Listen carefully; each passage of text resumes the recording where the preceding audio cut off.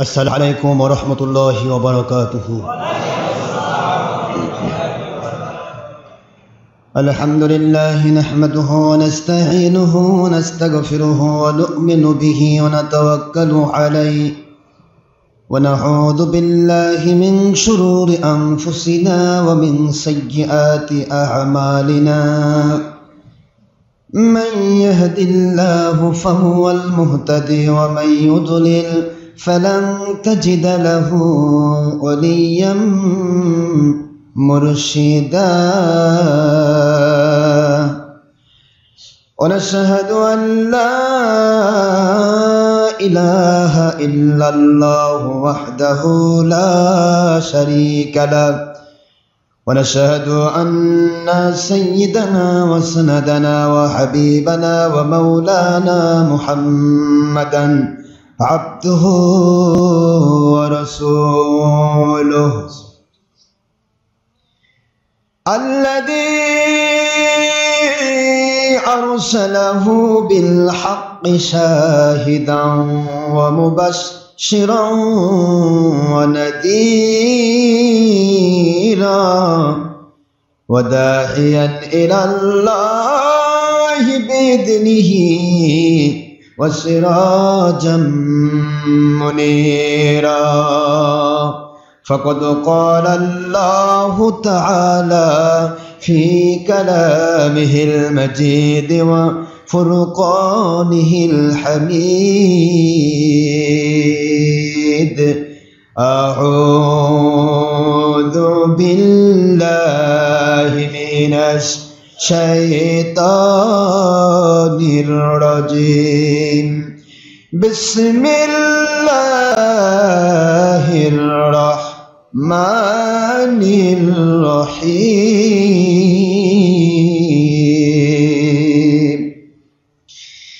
इन्नल्लाहा व मलाइकतहु युसल्लूना अलन नबी या अय्युहल्लज़ीना आमनू सल्लू अलैहि व सल्लिमू तस्लीमा। अल्लाहुम्मा सल्ली अला मौलाना रसूलिल्लाह अला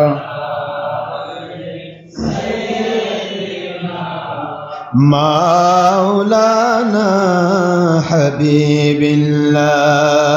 अल्लाह अपनी दया करुन नसीब करुन सोनार मदीना। आजकेर जुम्आ कबूल करুন नसीब করুন সোনার মদিনা। নূর নবীজিকে বারবার স্বপ্নে না দেখাইয়া কবর দেশে নিবেন না। আল্লাহুম্মা সাল্লি আলা মাওলানা রাসূলিল্লাহ ওয়া আলা আলি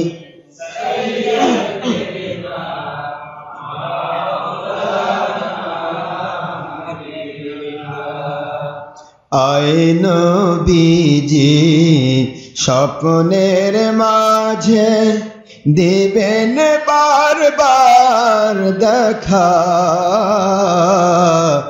আয় হাবিবি রুহানিয়াতের হালে দিবেন বারবার দেখা। আয় নবীজি রোজ হাসরে দিবেন মুদের দেখা। থাকিবে না কো বন্ধু স্বজন, থাকিবে না কো দুনিয়ার সম্পদ, থাকিবে না কো মা বাবা সন্তান, কাঁদেব যখন একা। আল্লাহুম্মা সাল্লি আলা সাইয়্যিদিনা মাওলানা রাসূলিল্লাহ ওয়া আলা আলি সাইয়্যিদিনা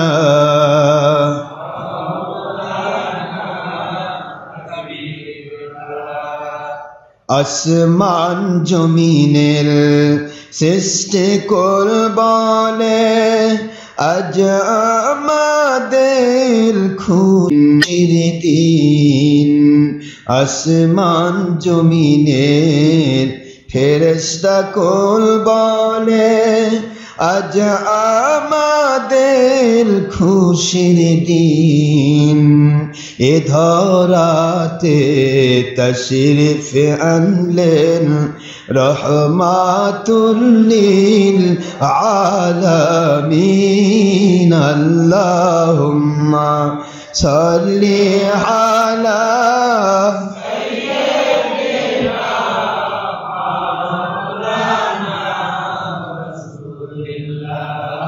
وعلى آل سيدنا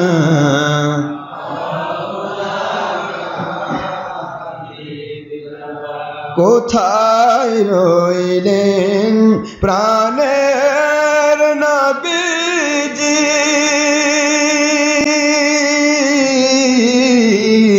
আমাদের ছাড়িয়া কোথায় রইলেন নূরের নবীজি, আমাদের ছাড়িয়া আপনি ব্যতীত কি লাভ হইবে এ পাপের ধরায় বাঁচিয়া। আল্লাহুম্মা সাল্লি আলা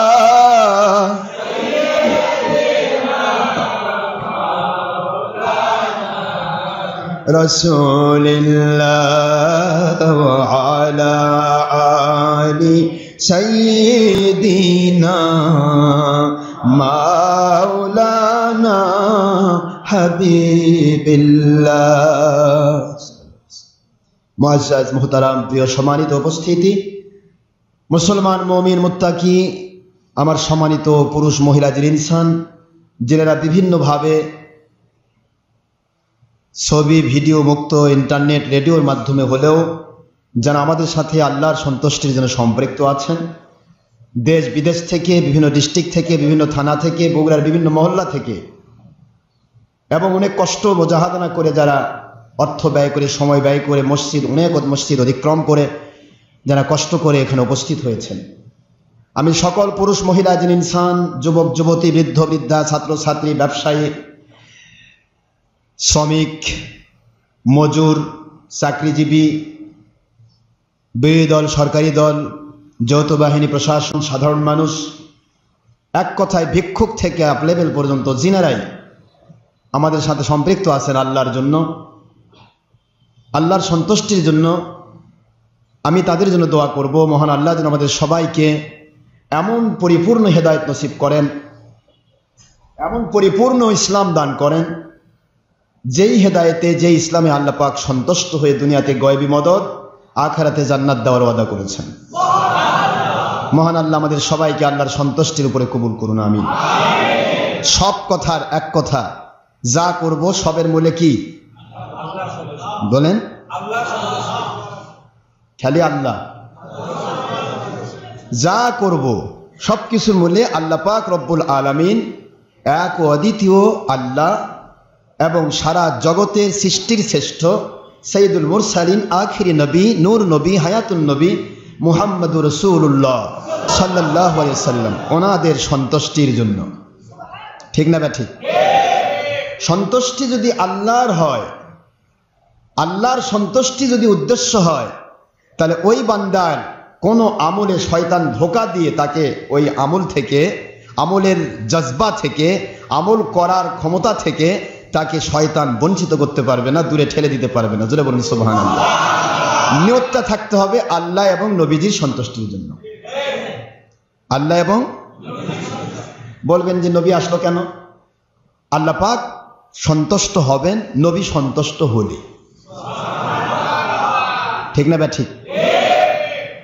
ইন্না সালাতি ওয়া নুসুকি ওয়া মাহইয়ায়া ওয়া মামাতি লিল্লাহি রাব্বিল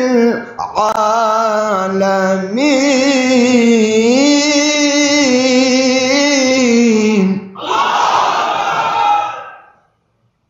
সকল প্রকার সালাত,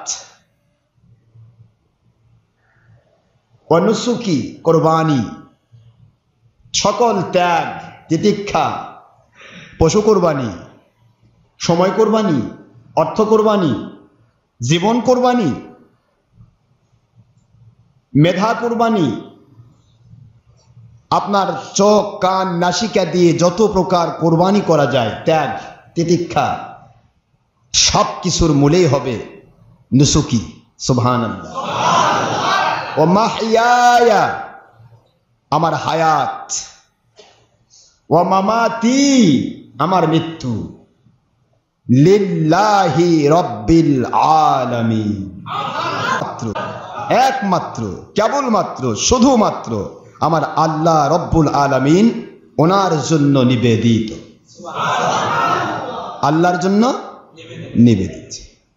আল্লাহর জন্য যখন আপনি সব নিবেদন করেছেন, এবার আমার আল্লাহ বলছেন আল্লাহু ওয়া রাসূলুহু আহাক্কু আন ইউরদুহু ইন কানু মুমিনিন।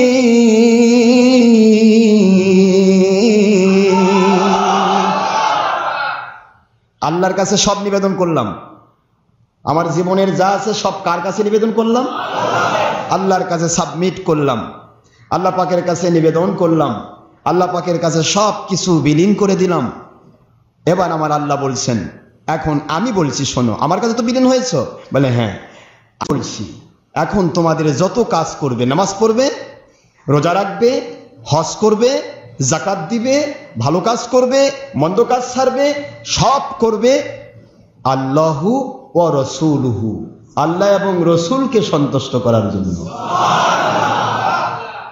আমি যে আল্লাহর কাছে নিবেদন করেছি, ওই আল্লাহই মাখলুকাতের শ্রেষ্ঠ নবী মুহাম্মদ রাসূলুল্লাহ সাল্লাল্লাহু আলাইহি সাল্লামকে সন্তুষ্টির ভিতরে অ্যাড করলেন। অ্যাড কিন্তু আমরা করছি না, কে অ্যাড করেছেন?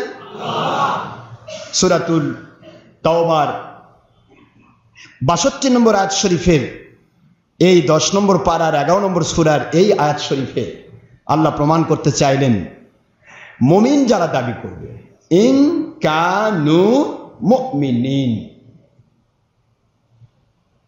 ইফ দে ক্যান বিলিভার্স, ওরা যদি মুমিন হয়, ওরা যদি মুমিন দাবি করে, তাহলে আমি আল্লাহর কাছে তো ইবাদত বন্দেগী করবে, এটা আমার ইবাদত, আর আমারই আদেশ মানা বান্দার ইবাদত। আর আমি আদেশ করছি, মুমিন হলে আল্লাহ এবং রসুলকে সবচেয়ে বেশি সন্তুষ্ট করবে। তাই নবীকে সন্তুষ্ট করার উদ্দেশ্য হচ্ছে আল্লাহ রব্বুল আলামিনের কোরআনের বাণীকে মান্য করা, আল্লাহ পাকের বাণীকে মান্য করা। নবীজি আল্লাহর সৃষ্টির শ্রেষ্ঠ, তিনি মাখলুকাতের শ্রেষ্ঠ, আল্লাহর বান্দাদের মধ্যে শ্রেষ্ঠ, নবী রাসূল আলাইহিস সালামদের মধ্যে শ্রেষ্ঠ।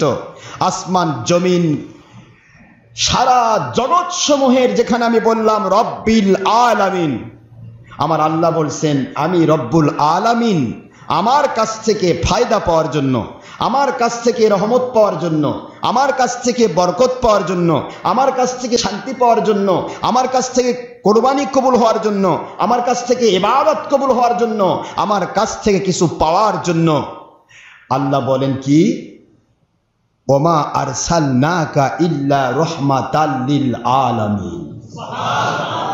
আমি রব্বুল আলামিনের পক্ষ থেকে সব পাওয়ার জন্য তোমাদের জন্য একজন রহমতের নবী সৃষ্টি করেছি, যিনি সারা জগৎ সমূহের জন্য রহমত। প্রত্যেকটা মানুষ রহমত চায়, চান না আপনারা? আপনারা চান না? এটা চোরও চায়, একটা ডাকাতও বলে আল্লাহ রহমতে ভালো আছে। একটা চূড়ান্ত বড় মাপের অপরাধ জগতের মানুষ, তারাও কিন্তু আল্লাহর রহমতকে অস্বীকার করে, আল্লাহর রহমতকে অস্বীকার করে না। আমার মালিক বলেন, আমার রহমত মানে আমার নবী, আমার রহমত মানে নাকি ভুল বলে দিন আবার? পড়েন, ওয়ামা আরসালনাকা ইল্লা রাহমাতাল লিল আলামিন।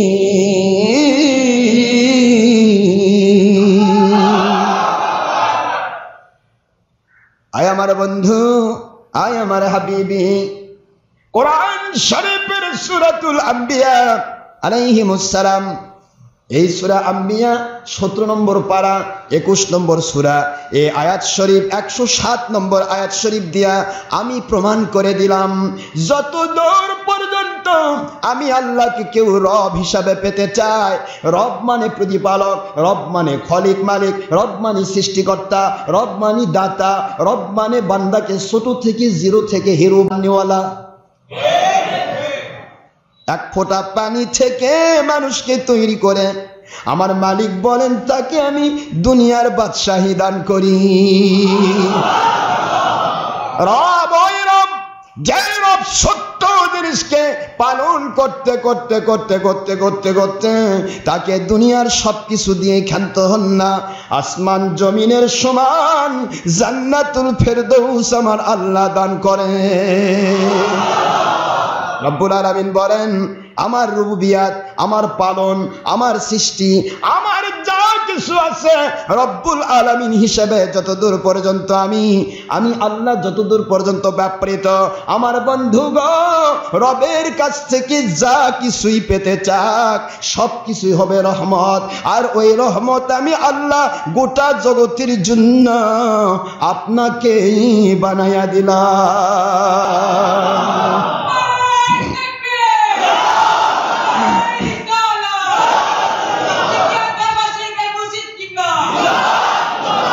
রহমাতুল্লিল আলামিনকে চিনলে রব্বুল আলামিনকে চেনা যাবে। এখানে মানুষ অনেকে চিন্তা করে খালি আল্লাহ নেব, শুধু আল্লাহ নেবেন। আচ্ছা, কুরবানি করলে ইব্রাহিম আলাইহিস সালাম, তাই না? আপনারা করছেন কেন বলেন ভাই? আপনারা করছেন কেন? আল্লাহ বলছে নাকি করবার? কোরআনে আছে? কোন আয়াতে আছে? তোমরা কুরবানি করো, পশু কুরবানি করো। ইব্রাহিম আলাইহিস সালাম করেছেন, আল্লাহ বলতেছেন। তাও ইব্রাহিম কুরবানি, গরু কুরবানি করেননি। ইব্রাহিম কুরবানি করেছেন তার নবীকে, তার সন্তানকে, হযরত ইসমাঈল জবিহুল্লাহ আলাইহিস সালামকে কুরবানি করেছেন, তাই না? তো ইব্রাহিম আলাইহিস সালাম কুরবানি করলেন। হাদিসেও আমার নবী বলেছেন, ইয়া সুন্নাতু আবিকুম ইব্রাহিম। গত শুক্রবারে আমি বলছি তো, কিতাব খুলে দিয়ে বলেছি। এখন আল্লাহর নবী ইব্রাহিম আলাইহিস সালামের কাজ আপনারা করতেছেন কেন? খালি তো আল্লাহ কি মানবেন? আমার আল্লাহ বললেন, বন্ধু, ইব্রাহিম আলাইহিস সালাম করেছেন, ওই শরীয়তটা আমি আপনার উম্মতকে দেইনি, আপনি করেন, তাহলে এটা তাদের উপর ওয়াজিব হয়ে যাবে। আমার নবীজি করার পরে কোরবানি ওয়াজিব হয়েছে। নবীজি যদি না করতেন তাহলে আমাদের জন্য কোরবানি ওয়াজিব হতো না। ইব্রাহিম আলাইহিস সালাম করেছেন, সেই ইব্রাহিমের শরীয়ত তো আলাদা। ইব্রাহিমের শরীয়ত তো আমার নয়, আমার শরীয়ত তো শরীয়তে মুহাম্মাদুর রাসূলুল্লাহ সাল্লাল্লাহু আলাইহি ওয়াসাল্লাম। তাহলে ইব্রাহিমেরও আল্লাহ যিনি, বোঝার চেষ্টা করব, ইব্রাহিম আলাইহিস সালামেরও আল্লাহ যিনি, মুহাম্মদ সাল্লাল্লাহু আলাইহি ওয়াসাল্লামেরও আল্লাহ। ইব্রাহিম আলাইহিস সালামের কুরবানি পুড়ে ফেলে দিত আল্লাহ, খাওয়া তো দূরের কথা, যদি কবুল হয় আকাশ থেকে আগুন এসে ধাঁ করে আগুন লাগে পুড়ে ছাই হয়ে যেত। আর মুহাম্মদ সাল্লাল্লাহু আলাইহি ওয়াসাল্লামের উম্মতকে আল্লাহ পেট ভরে কুরবানির গোশত খাওয়ার সুযোগ করে দিলেন। ইব্রাহিম খলিলুল্লাহরও আল্লাহ তিনি, মুহাম্মদ সাল্লাল্লাহু আলাইহি ওয়াসাল্লামেরও আল্লাহ, ইব্রাহিম আলাইহিস সালামের উম্মতেরও আল্লাহ যিনি, মুহাম্মদ সাল্লাল্লাহু আলাইহি ওয়াসাল্লামের উম্মতের আল্লাহ। তাহলে আমাদেরকে গোশত খাওয়ার সুযোগ দিলেন কেন? ফকির, মিসকিন, এতিম, অনাথ সারা পৃথিবীর মধ্যে যত মুসলমান আছে ইনশাআল্লাহ এই দিন পেট ভরে গোশত খাবে। এই গোশত খাওয়ার ব্যবস্থা করেছেন আমার আল্লাহ আমার নবীজির মহব্বতে।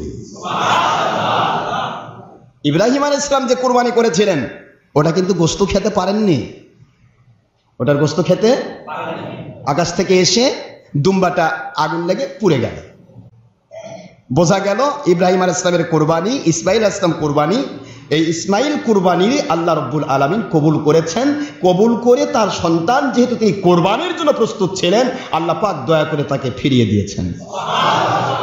পৃথিবীর মানুষ যখন নিজের অর্থকে কুরবানি করে আল্লাহর জন্য, তখন আমার মালিকও তাকে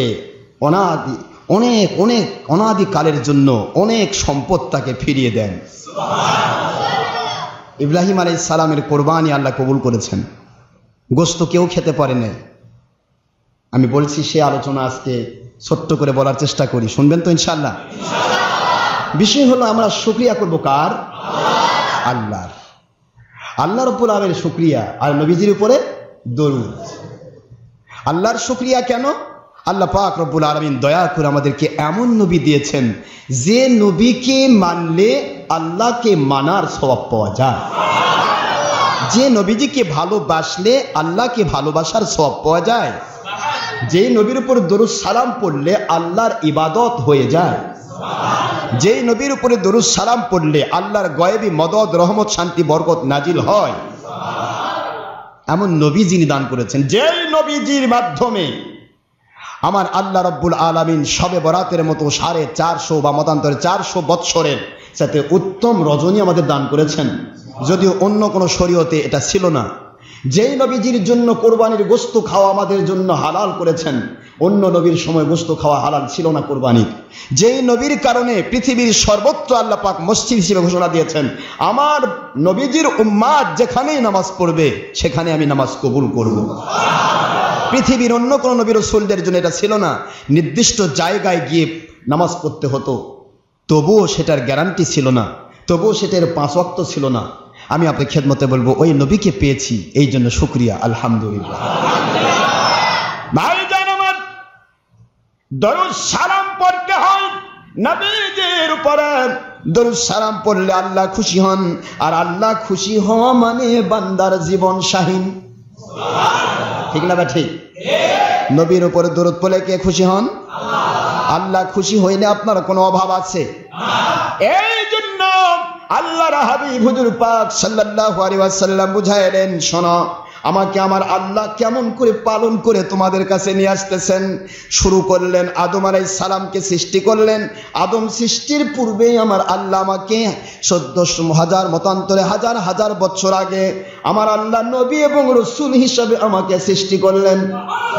কিন্তু দুনিয়ার মানুষগুলোকে শিক্ষা দেওয়ার জন্য আদম থেকে আল্লাহ শুরু করলেন, আদম থেকে শুরু করলেন ইবলিসের দুশমনি। ইবলিস দুনিয়াতে আদমের দুশমন ছিল না, ইবলিস দুশমন ছিল নূরে মুহাম্মদুর রাসূলুল্লাহ সাল্লাল্লাহু আলাইহি ওয়াসাল্লাম। ওনার আল্লাহ বুঝাইলেন, আমি আমার আদমকে সৃষ্টি করলাম মাটি দিয়া, এর ওই মাটির ভিতরে আমার নবীজির নূর মুবারক আমি আল্লাহ পাক সেটিং করে দিলাম।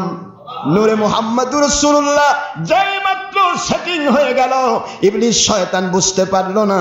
কারণ যারা হবে যারা হবে পথভ্রষ্ট বেঈমান গোমরা, যাদের অন্তরটা অন্ধকার, যার অন্তরের মধ্যে আলো নাই, ওই মানুষগুলো ওই প্রাণীগুলো কখনো সত্যর আলো বুঝতে পারে না। ইবলিসের শুরু হয়ে গেল নবীজির উপরে দুশমনী। আদম আলাইহিস সালামের মধ্যে নবীজির রুহানি হুজুর পাক সাল্লাল্লাহু আলাইহি ওয়াসাল্লামের নূরে মুহাম্মদী ঢুকায় দিয়া আমার আল্লাহ বুঝাইলেন, মানব সৃষ্টির শুরু করলাম আমি আদম দিয়া, আর নবী রাসূল সৃষ্টির শুরু করলাম মুহাম্মদুর রাসূলুল্লাহ সাল্লাল্লাহু আলাইহি ওয়াসাল্লাম দিয়া।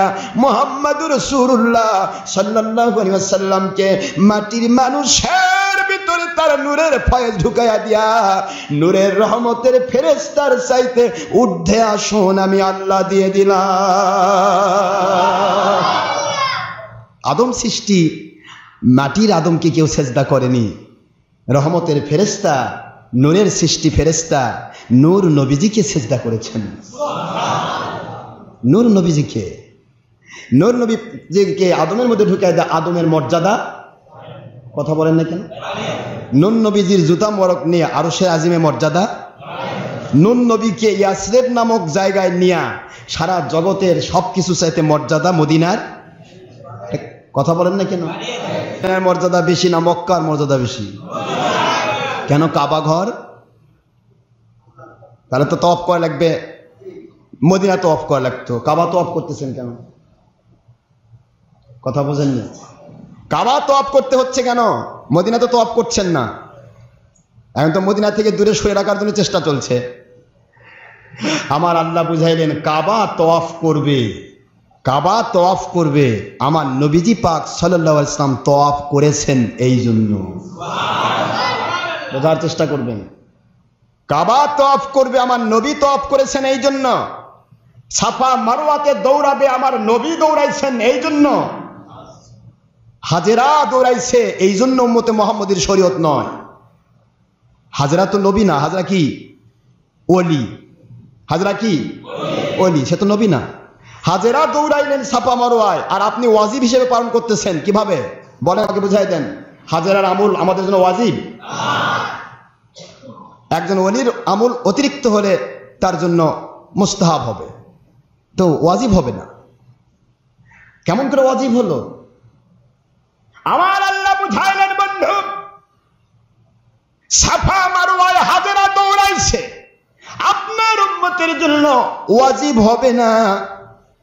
আপনি একটু দৌড় দেন, আমি আল্লাহ ওয়াজিব বানায়া দেব। আল্লাহু আকবার বলেন।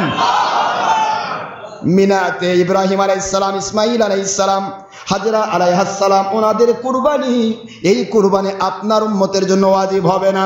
আপনি একবার মিনাতে যান, কুরবানি করেন, আমি আল্লাহ এটা আপনার উম্মতের জন্য আপনার আমল হিসাবে ওয়াজিব করে দিব। আল্লাহু আকবার বলেন। যত কাজ করবেন সব কিছু আমার নবীকে নিয়ে। কাহিনী ভাইজান, নবীজি পাক সাল্লাল্লাহু আলাইহি ওয়াসাল্লাম ওনাকে ভালোবেসে আল্লাহ পাক জগৎ সৃষ্টি করেছেন। আদম আলাইহিস সালামকে সৃষ্টি করেছেন। আমার আল্লাহ স্পষ্ট করে দিলেন, হুজুরের হাদিস মুস্তাদরিকে হাকিম, মুসান্নাদ ইবনে আবি শায়বা, মুসনাদ আব্দুর রাজ্জাক, মুসান্নাদ ইবনে আবি শায়বা, অসংখ্য হাদিস শরীফের কিতাব। আল্লাহ রাব্বুল আলামিন হাবিব বলেন, আমার আদম হাওয়া যখন পানির ভিতরে ছিল, মাটির ভিতরে ছিল, আমার আল্লাহ তখনও আমাকে নবী রাসূল হিসেবে সৃষ্টি করে রেখেছে। তখন আমি নবী রাসূল ছিলাম। মর্যাদা আদম হাওয়ার বাড়িয়ে দিন আমার নবীর মাধ্যম দিয়ে চলে আসলো। পার্ট বাই পার্ট আসতেছে। আসার পরে এবার চলে আসলেন ইব্রাহিম খলিলুল্লাহ আলাইহিস সালামের মধ্যে। সুবহানাল্লাহ পড়বেন না? ইব্রাহিম খলিলুল্লাহ আলাইহিস সালাম, ওনার পক্ষে দুনিয়ার কোনো পাওয়ার নাই। 1700 বৎসর রাজত্বকারী মিস্টার নমরুদের বাহিনী সবাই ইব্রাহিমের বিপক্ষে। ইব্রাহিম আলাইহিস সালাম বলেন, মালিক আপনার দয়া যদি আমার সাথে থাকে, তাহলে দুনিয়ার সকল পাওয়ার যদি আমার বিরুদ্ধে চলে যায়, আমার কোনো রকমের টেনশন নাই।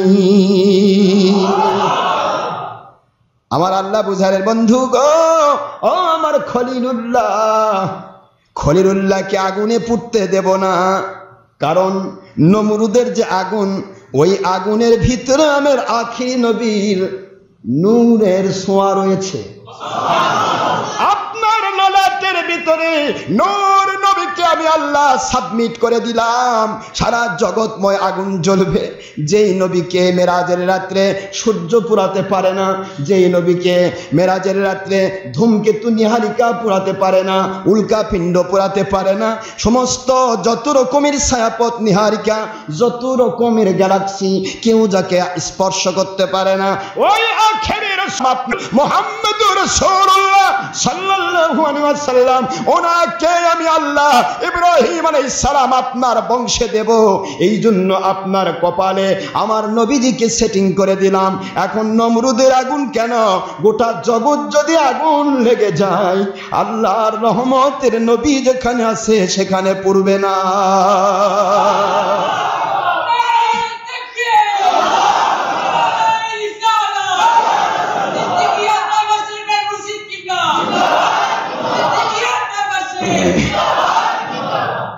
পোড়ানোটা সম্ভব নয়, সারা জগৎ পুড়ে যেতে পারে, আমার আখিরি নবী পুড়বেন না। জোরে বলুন। নবীজি পাক সাল্লাল্লাহু আলাইহি ওয়াসাল্লাম দিয়ে বরকত দিচ্ছেন কে? আল্লাহ বলেন, যেখানে আমি রব্বুল আলামিন যত দূর, রহমাতুল্লিল আলামিন রহমত হিসাবে তত দূর। রহমাতুল্লিল আলামিন, আমার রহমত যে চায় সে আমার নবীর মধ্য দিয়ে পেতে হবে।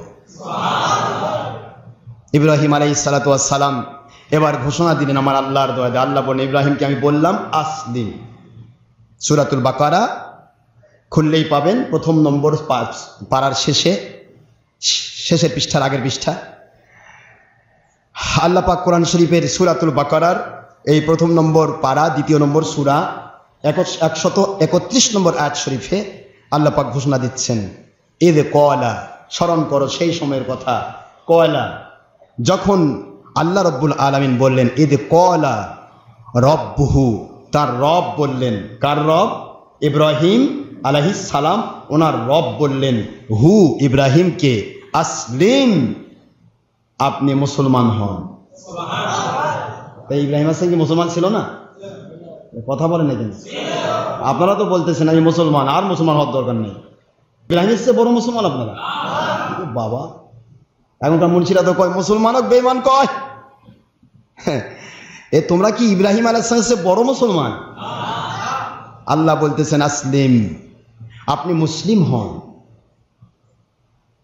ইব্রাহিম আলাইহিস সালাম চিন্তা করলেন, আল্লাহ আমি তো মুসলমান হয়তো জন্ম নিয়েছি, পৃথিবীতে আপনি সৃষ্টি করেছেন নবীকে মনোনীত করে। নবী মানে আল্লাহর মনোনীত, নবী মানে পৃথিবীবাসী যা জানতো না সমস্ত অজানাগুলি জিনিসগুলি আল্লাহর পক্ষ থেকে খবর দানকারী, সংবাদ দানকারী। তো নবী মুসলিম হবে কিভাবে? প্রশ্ন করতে পারতেন না? কথা বলেন, প্রশ্ন করার অধিকার ছিল না? প্রশ্ন তো অধিকার ছিল। আল্লাহ আপনি তোমাকে নবী হিসেবে সৃষ্টি করেছেন, আর মুসলিম, আবার আসলিম মানে কি বুঝাচ্ছেন? নবীকে মুসলমান হতে বলতেছে আল্লাহ না আপনাকে আমাকে? পরিষ্কার বোঝার চেষ্টা করবেন। আসলিম শব্দ দিয়ে আল্লাহ বলছেন, ইব্রাহিম আলাইহিস সালাম আপনি তো আল্লাহর ইস্তেফা, মনোনীত। নবী রাসূল তো জোর করে হওয়া যায় না, নবী রাসূল তো চেয়ে নেওয়া যায় না, নবী রাসূলের তবকাটা কেউ দোয়া করে পায় না। আমি আল্লাহ আপনাকে নবী হিসেবেই সৃষ্টি করেছি। কিন্তু আপনি যাদের পিতা হবেন তাদেরকে শিক্ষা দিন, মুসলমান দাবি করলেই হয় না, মুসলমান হতে হয়। আসলিম, আল্লাহ বললেন আপনি সারেন্ডার করুন, আত্মসমর্পণ করুন, নিজেকে সারেন্ডার করে দেন, নিজেকে বিলীন করে দেন। ইব্রাহিম আলাইহিস সালাম, আপনার ভিতরে আমি আল্লাহ এমন এক নবী পেশ করব যেই নবীজি সারা জগতের খেলাফত কায়েম করবে। আপনি তো শুধু বাবেল এলাকার নবী, আপনি শুধু মক্কা মদিনার নবী। মুসা আলাইহিস সালাম শুধুমাত্র মিশর এলাকার নবী, ইউসুফ আলাইহিস সালাম শুধুমাত্র কেনান আর সেই সময়ের আপনার মিশরের নবী, হযরতে এক একজন নবী এক একটা এলাকার জন্য। ইউসুফ আলাইহিস সালাম খেলাফত কায়েম করেছেন শুধু মিশরের মধ্যে, কিন্তু আপনার মধ্যে দিয়ে আমি আল্লাহ পাক যেই আখির রাসূলকে পেশ করব, তার মাধ্যমে সারা জগতের ভিতরে কোরআন সুন্নাহর খেলাফত কায়েম হবে। সারা জগতের মানুষ একত্ববাদী আল্লাহ ছাড়া অন্য কারো গোলামি করবে না। সুবহানাল্লাহ জোরে বলেন। সারা দুনিয়ার মানুষের মধ্যে প্রচার করবেন তিনি, আর তার মধ্য দিয়ে একজন মেহমান আল্লাহ পাক পেশ করবেন, যাকে সেই সময়ের শরীয়তে বলা হতো মাউউদ। সেই সময় শরীয়তে বলা হতো মাউউদ, মনে থাকবে? মুসা, শরীয়তে মুসা, শরীয়তে ঈসা, শরীয়তে ইসহাক, শরীয়তে ইয়াকুব আলাইহিস সালাম, শরীয়তে বনি ইসরাইল। এক কথায় শরীয়তে যত নবী ছিল সকল নবীর মধ্যে আমার নবীজি পাক সাল্লাল্লাহু আলাইহি ওয়াসাল্লামের পরে সারা জগতের মধ্যে যিনি খেলাফত কায়েম করবেন, সেই নেতাটার নাম ছিল মাউউদ। নাম কি জোরে বলুন? আর আমার নবীজির ধারায় তার নাম ইমামে মাহদি আলাইহিস সালাম। সারা জগৎময় তিনি খেলাফত কায়েম করবেন। পৃথিবীর এমন কোন শক্তি নেই ইমাম মাহদি আলাইহিস সালামের পথকে বন্ধ করে। একটু জোরে বলুন না সুবহানাল্লাহ। ব্যাখ্যা বিশ্লেষণ করার সময় নেই। আমি আসলে কথা বললে কথার কোনো গোড়া মাথা পাই না। একদিকে যদি যেতেই থাকে 5 ঘন্টা চলে যাবে। প্রশ্ন হচ্ছে, আমার আলোচনার বিষয়বস্তু হচ্ছে কালকে কোরবানি। আজকে মক্কা মদিনায় কোরবানি হয়ে যাচ্ছে। আজকের রাতটা ছিল এমন এক রাত যে রাত 10,000 রাতের সমান সওয়াব ইবাদত। আশা করি করেছেন, যেহেতু আমি গত আগে জুমাও বলেছি, সেই হাদিস দিয়ে আপনাদের প্রমাণ দিয়েছি। আজকের দিনে যে রোজা আছেন, আমার কাছ থেকে একেবারে লিখে নেন, মালিক যদি কবুল করেন 10,000 রোজার চাইতে উত্তম। এ কথাটা আমি এর আগে গত জুমাতে, আগের জুমাতেও আপনাদেরকে মেসেজ দিয়েছি। আরাফার দিন শ্রেষ্ঠ ঈদের দিন। এই আরাফার দিনে আল ইয়াউমা আকমালতু লাকুম দীনাকুম ওয়া আতমামতু আলাইকুম নি'মাতি ওয়া রাদিতু লাকুমুল ইসলামা দীনা। কোরআন শরীফের সূরাতুল মায়দা 5 নম্বর সূরা 6 নম্বর পারা, মদিনা অবতীর্ণ সূরা এই মায়দার 3 নম্বর আয়াত শরীফ এই আজকের দিনে নাজিল হয়েছিল। ইব্রাহিম মুসা আলাইহিস সালামের শরীয়তের যারা ছিল, মুসা আলাইহিস সালামের শরীয়ত তো তারা মানতো না। বর্তমান যারা ইহুদি, এরা তো আসলে অভিশপ্ত। মুসা আলাইহিস সালামের শরীয়ত যদি তারা মানে নিত তাহলে তো তারা নাজাতেই হতো, ঠিক না? ঠিক, এরা অভিশপ্ত, পিছলে গেছে। তো সেই ইহুদিবাদের মধ্য থেকে, আমি কি আপনাদের কষ্ট দিচ্ছি না? অসুবিধা হচ্ছে না তো? তো মুসা আলাইহিস সালামের শরীয়ত, এই শরীয়তের ভিত্তির বিষয়টা আমি আপনাদের বোঝাচ্ছি।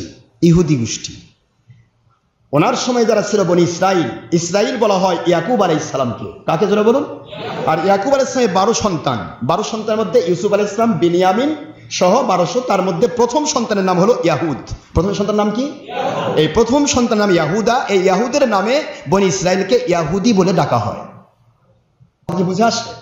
কিন্তু ইয়াহুদা ছিল গোমরা। ইয়াহুদা কি ছিল? সেই প্রথম ইউসুফ আলাইহিস সালামের দুশমনি করেছিল, কূপের মধ্যে ফেলে দিয়েছিল। সেই ইয়াহুদার মাধ্যমে যেই গোষ্ঠীটা অভিশপ্ত গোষ্ঠী, এই গোষ্ঠীটা বনি ইসরাইল দাবি করে, ইহুদি দাবি করে, এরা হলো পৃথিবীর সমস্ত একত্ববাদী খোদার দুশমন, পৃথিবীর সমস্ত নবী রাসূল আলাইহিস সালামের দুশমন। এরা 1 নয় 2 নয়, হাজার হাজার আল্লাহর নবীকে তারা মেরে ফেলেছে। নাউজুবিল্লাহ পড়বেন না জোরে? সেই ইহুদি অভিশপ্ত জাত। সবাই নয় কিন্তু, আমি কিন্তু আপনার বলছি সবাই না, যারা সেই সময় নবী শরীয়তে ছিল তারা জান্নাতি। কিন্তু এই ইহুদিদের মধ্য থেকে, অভিশপ্ত ইহুদিদের মধ্যে থেকে একজন বলল, আলী রাদিয়াল্লাহু আনহুকে বলতেছে, আমি সহিহ তিরমিজি ইবনে মাজাহ থেকে বলছি, আলী রাদিয়াল্লাহু আনহুকে বলতেছে, আলী, আজকের দিন তোমাদের আল্লাহ যে আয়াত নাজিল করলেন, আজ থেকে দিন পরিপূর্ণ করে দিলেন, হালাল হারাম পরিপূর্ণ করে দিলেন, ইসলাম পরিপূর্ণ করে দিলেন, তোমাদের উপর নিয়ামত পরিপূর্ণ করে দিলেন। আমরা যদি হতাম এদিন আমরা ঈদের দিন ঘোষণা দিতাম। ইহুদি বলতেছে। আলী রাদিয়াল্লাহু তাআলা আনহু বলেন, এই ইহুদি, তোরা তো নিজে নিজে শরীয়ত তৈরি করিস, আমরা শরীয়ত তৈরি করি না। তবে শুনে রাখো, এই আয়াতটা যেই দিন নাজিল হচ্ছে আমার নবীর ভাষায়, সেইটা 2টা ঈদের দিন। আল্লাহু আকবার জোরে বলুন। এক নম্বর আমার নবীর ভাষা আরাফার দিন, ঈদের দিন। দুই নম্বর নবীজির ভাষা সহিহ তিরমিজি, ইবনে মাজাহ, আবু দাউদের হাদিস। হুজুর বলেন জুমার দিন, ঈদের দিন। ইহুদি তুই ইচ্ছা মতো শরীয়ত বানাবি, আমার নবী শরীয়ত দিয়ে দিয়েছেন। এই আয়াত শরীফটা যে দিনে নাজিল হলো, এটা আরাফার দিন এবং জুমার দিন, এটা দুইটা ঈদের দিন। আমরা শুক্রবার জুমার দিনও পাইছি, আরাফার দিনও পাইছি। নবীজি পাক সাল্লাল্লাহু আলাইহি ওয়াসাল্লাম ওই সময়ে, যে সময় এই আয়াতটা নাজিল হয়েছিল, সেই প্রেক্ষাপট অনুসারে যেন আজকের দিনটা মিলে যাচ্ছে। জোরে বলুন সুবহানাল্লাহ। ভাইরা আমার,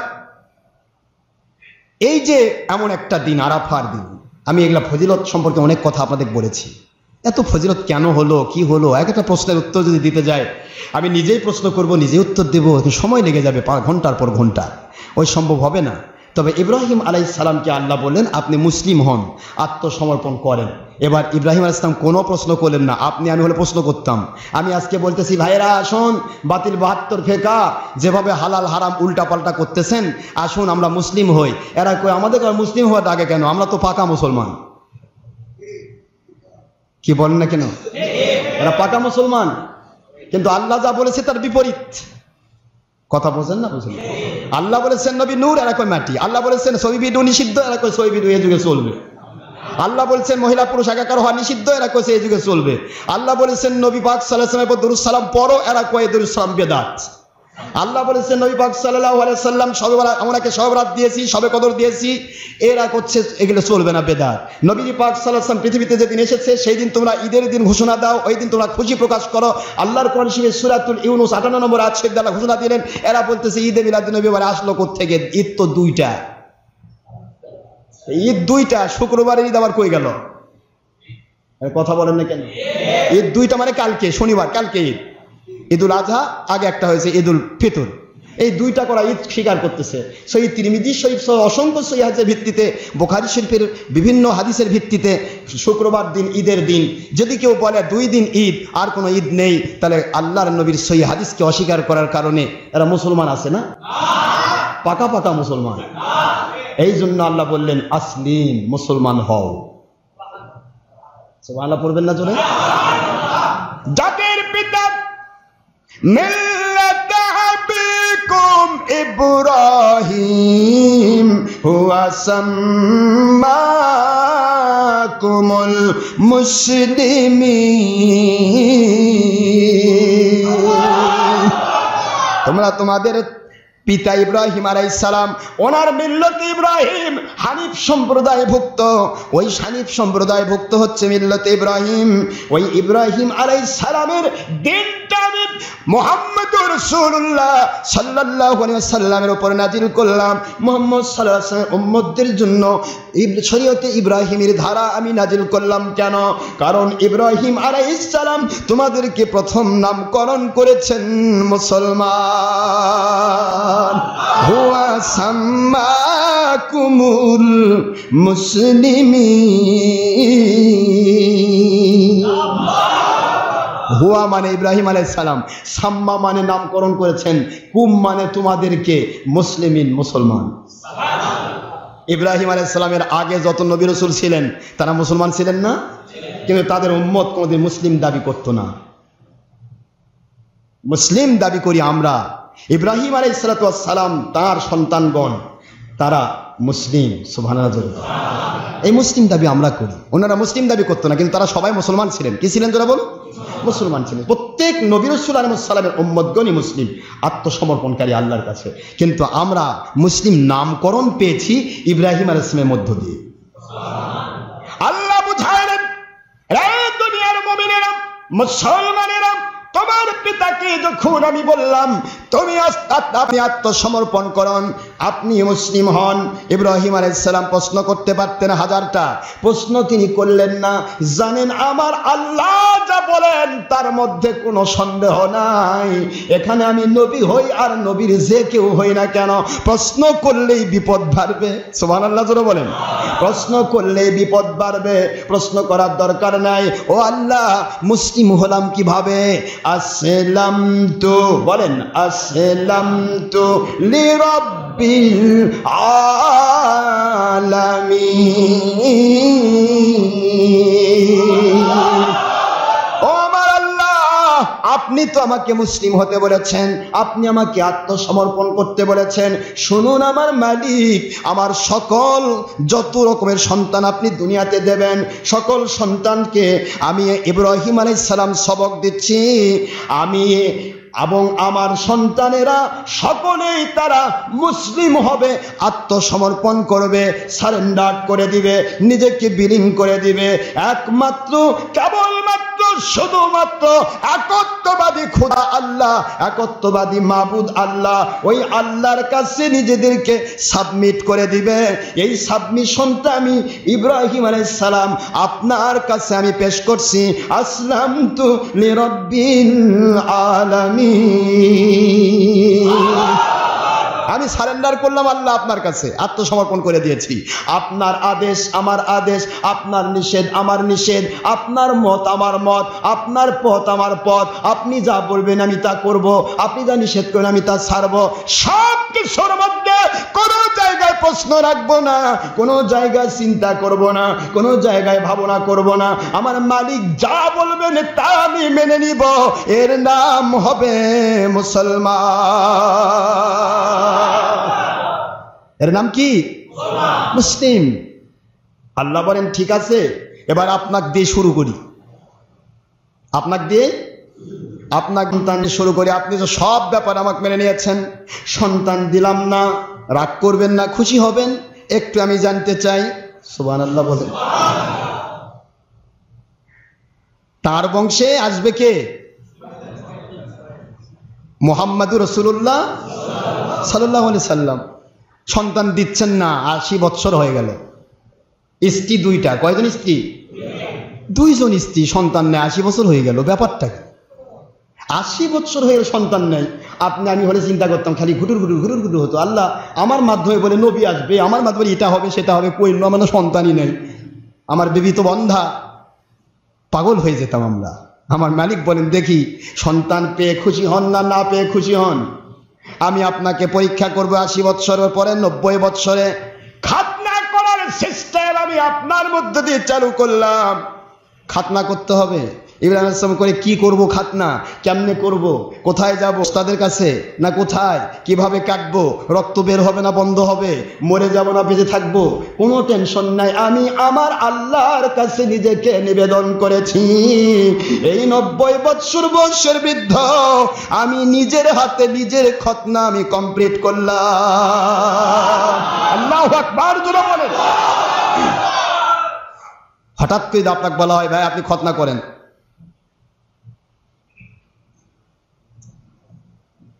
মন খারাপ হচ্ছে আপনার? তা খতনাটা আমরা করছি নাকি? করেননি নাকি? খতনা করছেন? খতনা বোঝেন তো না বোঝেন না? কেউ কেউ বোঝে না, কয় যে খতনা আবার কি জিনিস? শুধু এক জায়গাতে অনুষ্ঠান হচ্ছে, ভাই কি অনুষ্ঠান? কই খতনার অনুষ্ঠান। তা আমি তাহলে নতুন শুনলাম, খতনার আবার অনুষ্ঠান কি?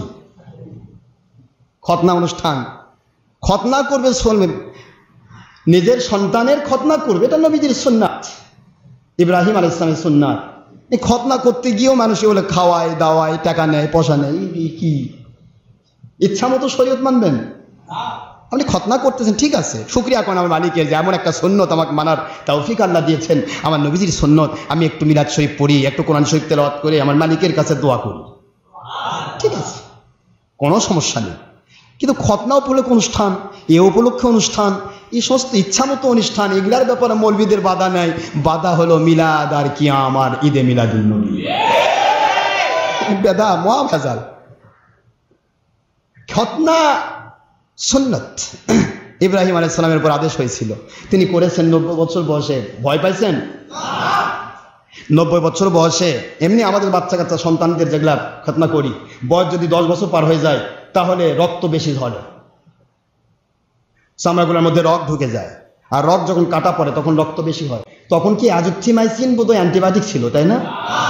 হ্যাঁ, অ্যান্টিবায়োটিকের পাউডারও তো ছিল না তখন, তো কোনো ওস্তাদও ছিল না কে কেটে দিবে। ইব্রাহিম আলাইহিস সালাম চিন্তাও করেন আল্লাহ কেমনে কাটবো, কার কাছে যাবো আল্লাহ? ও আল্লাহ কেমনে কাটবো, কে কাটে দিবে এই বুড়া বয়সে? আল্লাহ বলেছেন কাটুন, আপনি খতনা করুন। ইব্রাহিম আলাইহিস সালাম বলে, সহিহ বুখারীর হাদিস, ইব্রাহিম আলাইহিস সালাম আল্লাহ পাকের মেহেরবানি দিয়ে তিনি নিজের খতনা নিজেই করে ফেলেছেন। শরীয়তে ইব্রাহিম। পরীক্ষা শুরু হয়ে গেছে না? আপনারা রাগ করতেছেন? পরীক্ষা শুরু হয়ে গেছে।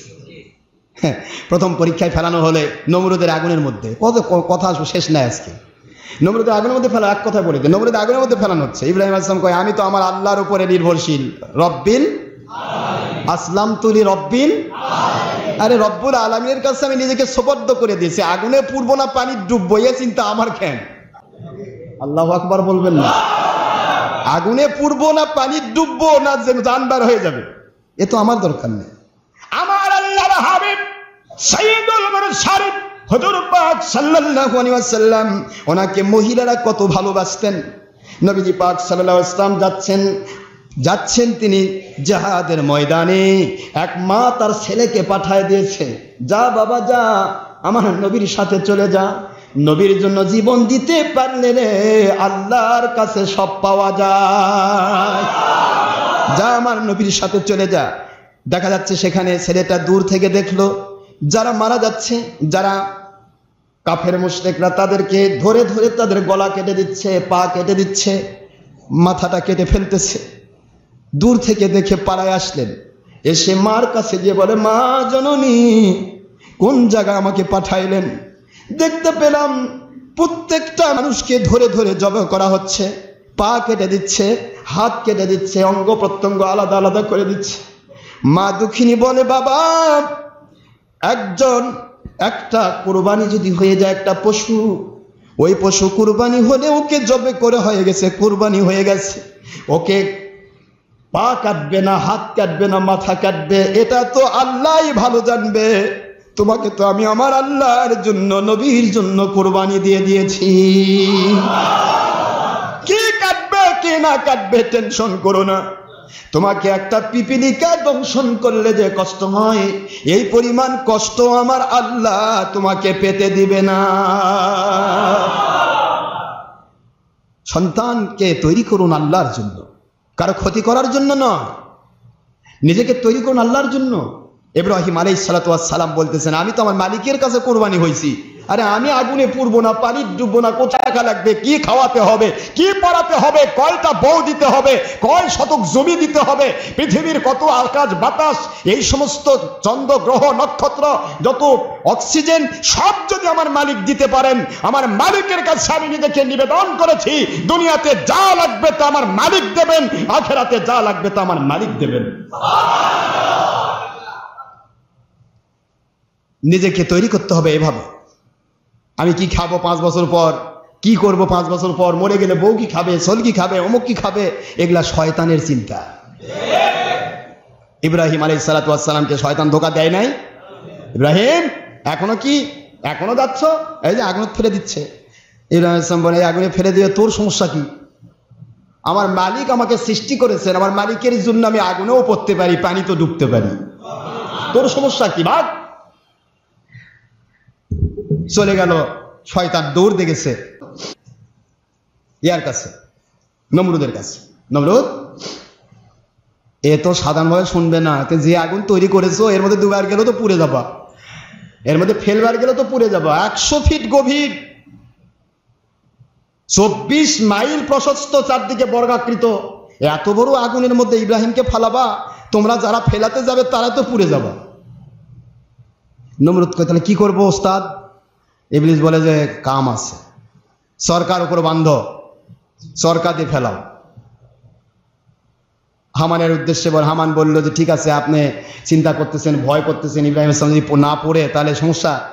টেনশন ইব্রাহিমের নয়, টেনশন হল নমরুদ বাহিনীর। ইব্রাহিম ইসলাম পুড়ে যেতে মজা, আমি যাব পুড়ে আমার আল্লাহর কাছে যাব, তোদের সমস্যা কি? নমরুদের টেনশন, যদি না পড়ে তা আমার গদি শেষ, আমার জিন্দগি শেষ। कबीले कबीले ताबूत एक खुदा था, किसी का हो किसी का सफा था, हर हर घर में, हर हर मोहल्ला में, हर हर पारा में, हर हर ग्राम में नया नया एक खुदा था। এত খোদার অনুসারীরা এরা চিন্তা করতে লাগলো, প্রত্যেক যুগে নবী রাসূলদের দুশমনী করেছে, সাধারণ মানুষ নয় কিন্তু নবী রাসূলের দুশমনী করেছে নেতারা খাতারা নয়, নবী রাসূলের দুশমনী করেছে তৎকালীন সময়ের 22 নম্বর ধর্মের যাবতীয় ধর্ম পূজারীরা। বোঝার চেষ্টা করবেন, তৎকালীন সময়ে যে ধর্মে যে করে মানুষকে ধোঁকা দিয়ে রেখেছে তাদেরকে টিকিয়ে রাখার জন্য এরা নবী রাসূলদের দুশমনী করেছে। কিয়ামত পর্যন্ত তাই হবে। আপনার আমারও দুশমনী কিন্তু নেতা গোষ্ঠীরা করবে না, দুশমনী করবে ধর্মের লেভেলধারী বেঈমানেরা। ধর্মের লেভেলধারী বেঈমান চিন্তা করতেছে আমাদের সব ধরা পড়ে যাচ্ছে, আমরা তো শেষ, ব্যবসা বন্ধ। এখন সেই সময়ও যারা ধর্ম পূজারী ছিল এরা যায় ভর করলো সেই সময় নেতাদের উপরে, যা 22 নম্বর নেতা, কথা বলছেন নাকি? 22 নম্বর নেতা যা বলতেছে ভাই আমাদের গাল পারে, আমাদের এ করে, একর থেকে আসছে, আমরা যুগ যুগান্তর ধরে কত খোদার অনুসারী, এ আবার একত্ববাদের খোদাক নিয়ে আসছে, এক ধরো। ওই 22 নম্বর নেতা যখন ধরবার যায় তখন ধরা খায়। কথা কি বুঝতে পেরেছেন? এই যে ধরা খাওয়ার প্রশ্নটা, এইটা কিন্তু 22 নম্বর নেতারা হঠাৎ করে কিন্তু কোনো নবী রাসূলকে ধরে না। আবু জাহেল কখন ধরলো? যখন আবু জাহেল আবু লাহাবের কাছে এই মক্কা কাবা ঘরের ভিতরে 360টা মূর্তি রেখেছিল যেই ধর্ম পূজারী শয়তানরা, এই শয়তানরা আবু লাহাব আবু জাহেলদেরকে নবীর বিরুদ্ধে ফুঁসিয়ে দিল। কথা কি বুঝতে পেরেছেন আপনারা? ইউসুফ আলাইহিস সালামের বিরুদ্ধে তৎকালীন সময়ের শাসক গোষ্ঠী কেন গেল? কারণ ইউসুফ আলাইহিস সালামের বিরুদ্ধে যেই আমুন খোদা, বিভিন্ন রকমের খোদা তখন ছিল, বহু খোদার বিশ্বাসী যে সমস্ত আজ্ঞামহর্ষ বিভিন্ন শয়তানেরা, ওই ধর্ম গুরুরা, এরা তখন বিভিন্ন নেতার উপর ভর করে বলতেছে এ তো আমাদের কাফের বানাবে, এ তো এ করবে, আমাদের খোদা থেকে দূরে সরে দিচ্ছে। তখন কি করলো? নেতারা তার বিরুদ্ধে গেল। কিন্তু নেতা যখন বিরুদ্ধে গেল, দেখা গেল নেতারাই তার কাছে কলেমা পড়ে মুসলমান হয়ে গেল। আমি আপনাদের প্রশ্ন করব, যুগ যুগান্তরে কিন্তু এটাই হবে। প্রথমে ধর্মগুরুরা পিছনে লাগবে, সত্যের পিছনে লাগবে কে? ধর্মগুরুরা। এই ধর্মগুরুরাই হচ্ছে বাতিল 72 ফেরকার এক একটা ধর্মের লেভেলধারী বেঈমান। ধর্মগুরু এরা যা ইচ্ছা তাই করবে, হারামকে হালাল বলবে, হালালকে হারাম বলবে, বিভিন্ন রকমের উৎপাত করবে, আর সব কয়টাকে ইসলামের নাম দিয়ে চালিয়ে দিবে। আর সঠিক জেনুইন ইসলাম যখন কেউ বলবে তখন ওই ধর্মগুরুরা তাদের পিছনে লেগে যাবে। আপনারা তাকাই দেখেন, সারা বাংলা, সারা পৃথিবীর মধ্যে আমাদের মাহফিলে আজও কোনো পৃথিবীর কোনো বাতিল শক্তি, পৃথিবীর নন মুসলিম কেউ বাধা দেওয়ার সাহস পায়নি। বাংলাদেশের কোনো নাস্তিক গোষ্ঠী, এমনকি দুনিয়ার বাংলাদেশে আওয়ামী লীগ, বিএনপি, কোনো দল আমাদের কোনো মাহফিলে বাধা দেওয়ার সাহস পায়নি। কিন্তু ধর্মের লেভেলধারী বেঈমানরা, চোরমোনাই, ওই যে ছয়সি তবলিগি, তারপরে শয়তানের গোষ্ঠীরা, এরা বাধা দিচ্ছে। মানে এরা জানে আমরা যে ধর্ম শিখাইছি মানুষকে, আমাদেরটা তো ধরা পড়ে যাবে এর সঠিক ইসলাম যদি মানুষ বুঝতে পারে। এভাবে করে কিন্তু ধর্মগুরুরা প্রথমে সত্যের বিরুদ্ধাচরণ করেছে, যুগে যুগে নবী রাসূলদের বিরুদ্ধাচরণ করেছে। নবী রাসূল আলাইহিস সালামদের তবকা যখন শেষ হয়ে গেল, এবার ওলিদের তবকা, বেলায়েতের তবকা, এই বেলায়েতের তবকাতেও কিন্তু বাতিল শক্তি এভাবেই মানুষকে কি করবে? ধ্বংস করার চেষ্টা করবে। কিন্তু এই জায়গায় সবাই যাবে না, ধ্বংস যারা হবে, যারা অন্তরটা অন্ধকার করে ফেলেছে তারাই ধ্বংস হবে। যার অন্তরের ভিতরে আলো আছে সে সত্যটাকে খুঁজে বের করবেই, এর মধ্যে সন্দেহের অবকাশ নেই। ইব্রাহিম আলাইহিস সালাতু ওয়াস সালাম শিক্ষা দিলেন যে আমার সমস্যা নেই, আমার তো কোনো সমস্যা নেই, সমস্যা তো নমরুদের। আমি নেতৃত্বও চাই না, কর্তৃত্বও চাই না, কারো কাছ থেকে কিছু খাবারও চাই না, কারো কাছ থেকে কিছু নিতেও চাই না। যদি না চাই তাহলে আমার সমস্যা কি? কিন্তু নমরুদের সমস্যা আছে, কারণ যদি সে থেকে যায় তাহলে জগতের মানুষ তার বিরুদ্ধে খেপে যাবে, সে হয়রান পেরেশান হবে। আমাদেরও এখন সেই সমস্যাই। আমাদের খাওয়ারও চিন্তা নাই, কারো কাছ থেকে নেওয়ারও চিন্তা নাই, কারো বউ বাচ্চার সাথে দেখারও চিন্তা নাই, কারো কাছ থেকে 1 টাকা কামাই করার চিন্তা নাই, আমাদের কোনো টেনশন নাই। কিন্তু বাতিল 72-এর টেনশন, যদি আমরা ঠেকে যাই তাহলে তো মানুষ আমাদেরকে জুতা মারবে। কথা কি বুঝতে পেরেছেন? এইটাই ছিল যুগ যুগান্তরের প্রশ্ন। ইব্রাহিম আলাইহিস সালাম আগুনের ভিতরে পড়তেছে, আল্লাহর কাছে বলেছেন মালিক আমি আপনার কাছে সুপর্দ করেছি, আসসালামতু লিরাব্বিল আলামিন, আমি আপনার কাছে নিজেকে সুপর্দ করে দিয়েছি। ইসমাঈল আলাইহিস সালাতু ওয়াস সালাম আসবেন কখন? এখনো তো কিছুই হয় নাই। নমরুদের আগুনের মধ্যে তিনি পড়ে আছেন, নমরুদের মধ্যে আগুনের মধ্যে ফেলানো হচ্ছে। মিস্টার ইবলিস শয়তান শিক্ষা দিল, হামানের উপরে সেই সময় নমরুদের বিশাল মন্ত্রীর উপরে ভর করলো, যদি পুড়ে না যায় ইসমাইল কি বলে ও মোহাম্মদ হযরত ইব্রাহিম খলিলুল্লাহ আলাইহিস সালাম তিনি যদি পুড়ে না যান তাহলে কিন্তু নমরুদের অবস্থা খারাপ হয়ে যাবে। কাজেই একটা ব্যবস্থা করা দরকার। শয়তান ধোঁকা দিচ্ছে, কিভাবে তোমরা না পোড়ার বিষয়টা কেমনে বুঝবা? এই মুহূর্তে তোমার নেতাকে নমরুদকে বলে দাও তার শরীরের পোশাকটা ইব্রাহিম আলাইহিস সালামকে পরায়ে দেখ। ইব্রাহিমকে যদি ফাঁকটা পরিয়ে দিয়ে আগুনে ফেলানো হয় দুইটা কাজ হবে।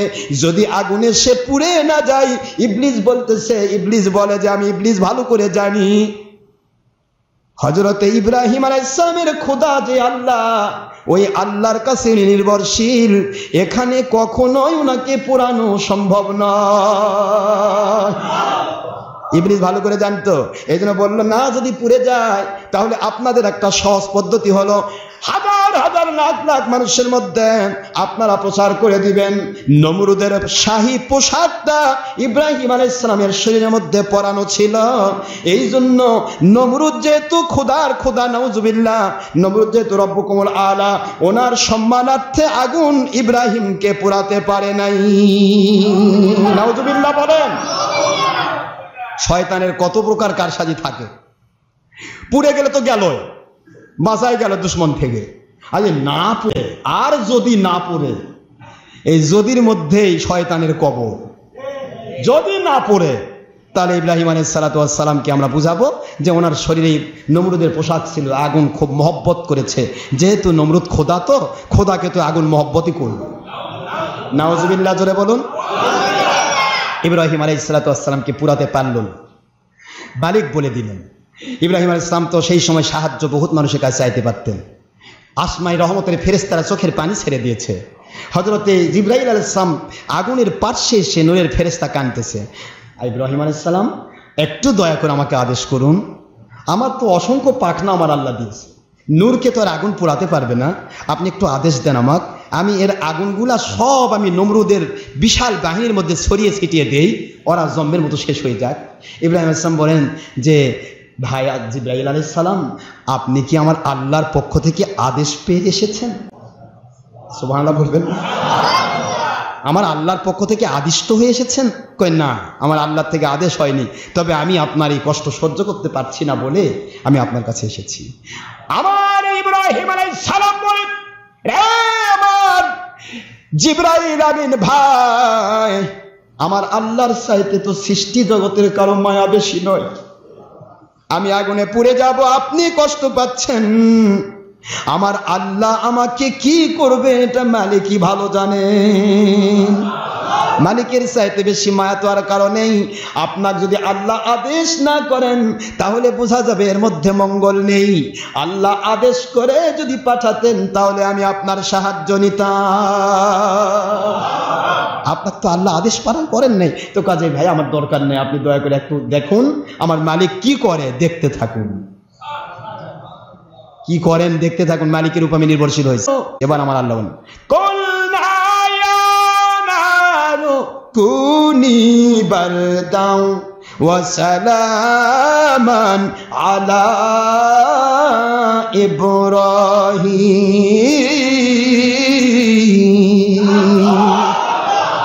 আগুন রে, আমি আল্লাহ রব্বুল আলামিন তোকে সৃষ্টি করেছি। আমার ইব্রাহিম খলিলুল্লাহ আলাইহিস সালাম উনি হচ্ছেন মুসলমানের জাতির পিতা। মুসলমানদেরকে শিক্ষা দেওয়ার জন্য, মুসলমানদেরকে তালিম দেওয়ার জন্য, সবক দেওয়ার জন্য আমি ইব্রাহিম আলাইহিস সালামকে আগুনে ফেলানোর ব্যবস্থা করেছি, তারা যেন শিক্ষা গ্রহণ করে। আমাদের পিতা ইব্রাহিম আলাইহিস সালামকে যদি এত বড় আগুনের কুণ্ড পুরাতে না পারে আল্লাহর উপর নির্ভরশীল থাকার কারণে, আমার মালিকের উপর আমি নির্ভরশীল হব। দুনিয়ার এমন কোন শক্তি আছে আমাকে আগুনে ফেলে মারতে পারে, আমাকে পানিতে মারতে পারে, আমাকে জাহান্নামের আগুনে পাঠাতে পারে? এই জিনিসটা যেন তারা সবক নিতে পারে। এই জন্য ইব্রাহিম আলাইহিস সালামকে আমি আগুনের মধ্যে ফেলানোর ব্যবস্থা করেছি। আগুন রে, আমি আল্লাহ আদেশ করতেছি, ওই আগুন তুই এমন হয়ে যা, নাতিশীতোষ্ণ হয়ে যা, ইব্রাহিম আলাইহিস সালামের জন্য এয়ার কন্ডিশন হয়ে যা। ওয়া সালামান আলা ইব্রাহিম। আমার ইব্রাহিম আলাইহিস সালামের জন্য শান্তিপ্রদ হয়ে যা। যেই মাত্র বলা হলো ইব্রাহিম আলাইহিস সালামকে, পরে জিজ্ঞাসা করা হয়েছিল আপনার রব আপনাকে আগুনের মধ্যে কেমন রেখেছিলেন? ইব্রাহিম আলাইহিস সালাম বলেন, আমার রবের কসম করে বলি রে, দুনিয়ার জীবনে যত বয়স আমি পেয়েছি, নমরুদের আগুনের ভিতরে সবচাইতে বেশি আমি শান্তি পেয়েছি। আগুনের মধ্যে আমার আল্লাহ শান্তি দিতে পারেন, নাতিশীতোষ্ণ বানাতে পারেন, নয় গরম নয় ঠান্ডা। এমন অবস্থা মালিক বললেন, আল্লাহ পাক বলেন ইব্রাহিম আলাইহিস সালাম আপনার কুরবানি কবুল হয়ে গেছে। আপনার কুরবানি কি? আপনি অন্তর থেকে মালিকের কাছে নিজেকে ন্যস্ত করেছেন। সুতরাং আপনার এই জিন্দেগির কুরবানি, হযরতে ইব্রাহিম আলাইহিস সালামের জিন্দেগির কুরবানি নমরুদের আগুনের ভিতরে আমি আল্লাহ কবুল করে নিয়েছি। পরবর্তী কোরবানিতে চলে আসেন। ইব্রাহিম আলাইহিস সালামকে সন্তান দেওয়া অসংখ্য কথা, কয়টা বলবো? ইব্রাহিম আলাইহিস সালাম আল্লাহর কাছে শুধুমাত্র দোয়া করেছেন, মালিক সন্তান দেবেন কি না দেবেন ওটা আপনার দয়া, কিন্তু আমি শুধুমাত্র আমার সমস্ত যত আমার সন্তানেরা কিয়ামত পর্যন্ত আসবে সমস্ত সন্তানদেরকে শিক্ষা দেওয়ার তরতিবটা আমি দেখাচ্ছি। আমি আপনার কাছে সাহায্য চাচ্ছি। রব্বি হাবলি মিনাস সালিহিন। কেমন করে সন্তান চাইতে হয়? মালিকের কাছে এমন সন্তান চাইবে না, ও আল্লাহ আমাকে একটা ছেলে দেন, ও আল্লাহ আমাকে একটা মেয়ে দেন, ও আল্লাহ আমাকে এইটা দেন, ও আল্লাহ আমাকে সন্তান দেন যেটা ডাক্তার হবে, যেটা ইঞ্জিনিয়ার হবে, যেটা অমুক হবে, এটা তমুক হবে, এরকম চাওয়া নয়। মালিক শেখাচ্ছেন ইব্রাহিম আলাইহিস সালামের মাধ্যমে, কেন 80 বছর বয়সে পর্যন্ত সন্তান দিলাম না, সন্তান কেমনে চাইতে হয় এই শিক্ষাটা আমি ইব্রাহিমের মাধ্যমে তার জাতিকে আমি আল্লাহ শিক্ষা দিয়েছি। ইব্রাহিম আলাইহিস সালাম বলেন, রব্বি আমার রব, যার কাছে আমি নিজেকে বিলীন করে দিয়েছি, আপনার কাছে আমি বিলীন করে দিয়েছি, রব্বি হাবলি আমাকে দান করুন, মিনাস সালিহিন একজন নেককার সন্তান, জান্নাতি সন্তান আমাকে দান করুন। কি সন্তান চাইছে? নেককার, সালিহিন, নেককার সন্তান আমাকে দান করুন। তিনি বলতে পারতেন এটা দেন সেটা দেন, বহুত দেন, তিনি ছেলে চাননি মেয়ে চাননি, বলে নেককার সন্তান দান করুন। সুবহানাল্লাহ পড়বেন না জোরে? আমার আল্লাহ বলেন এবার কোরআন শরীফে সূরাতুস সাফফাত, কোন সূরা জোরে বলুন? সূরাতুস সাফফাত, মনে থাকবে? 23 পারা। কত পারা? ইয়াসিন শরীফ, সূরা ইয়াসিনের পরের সূরা, সূরা সাফফাত 37 নম্বর সূরা। কত নম্বর সূরা ভাই? 37 নম্বর সূরা। আয়াত শরীফ এখানে শুরু হচ্ছে 100 নম্বর থেকে শুরু হচ্ছে।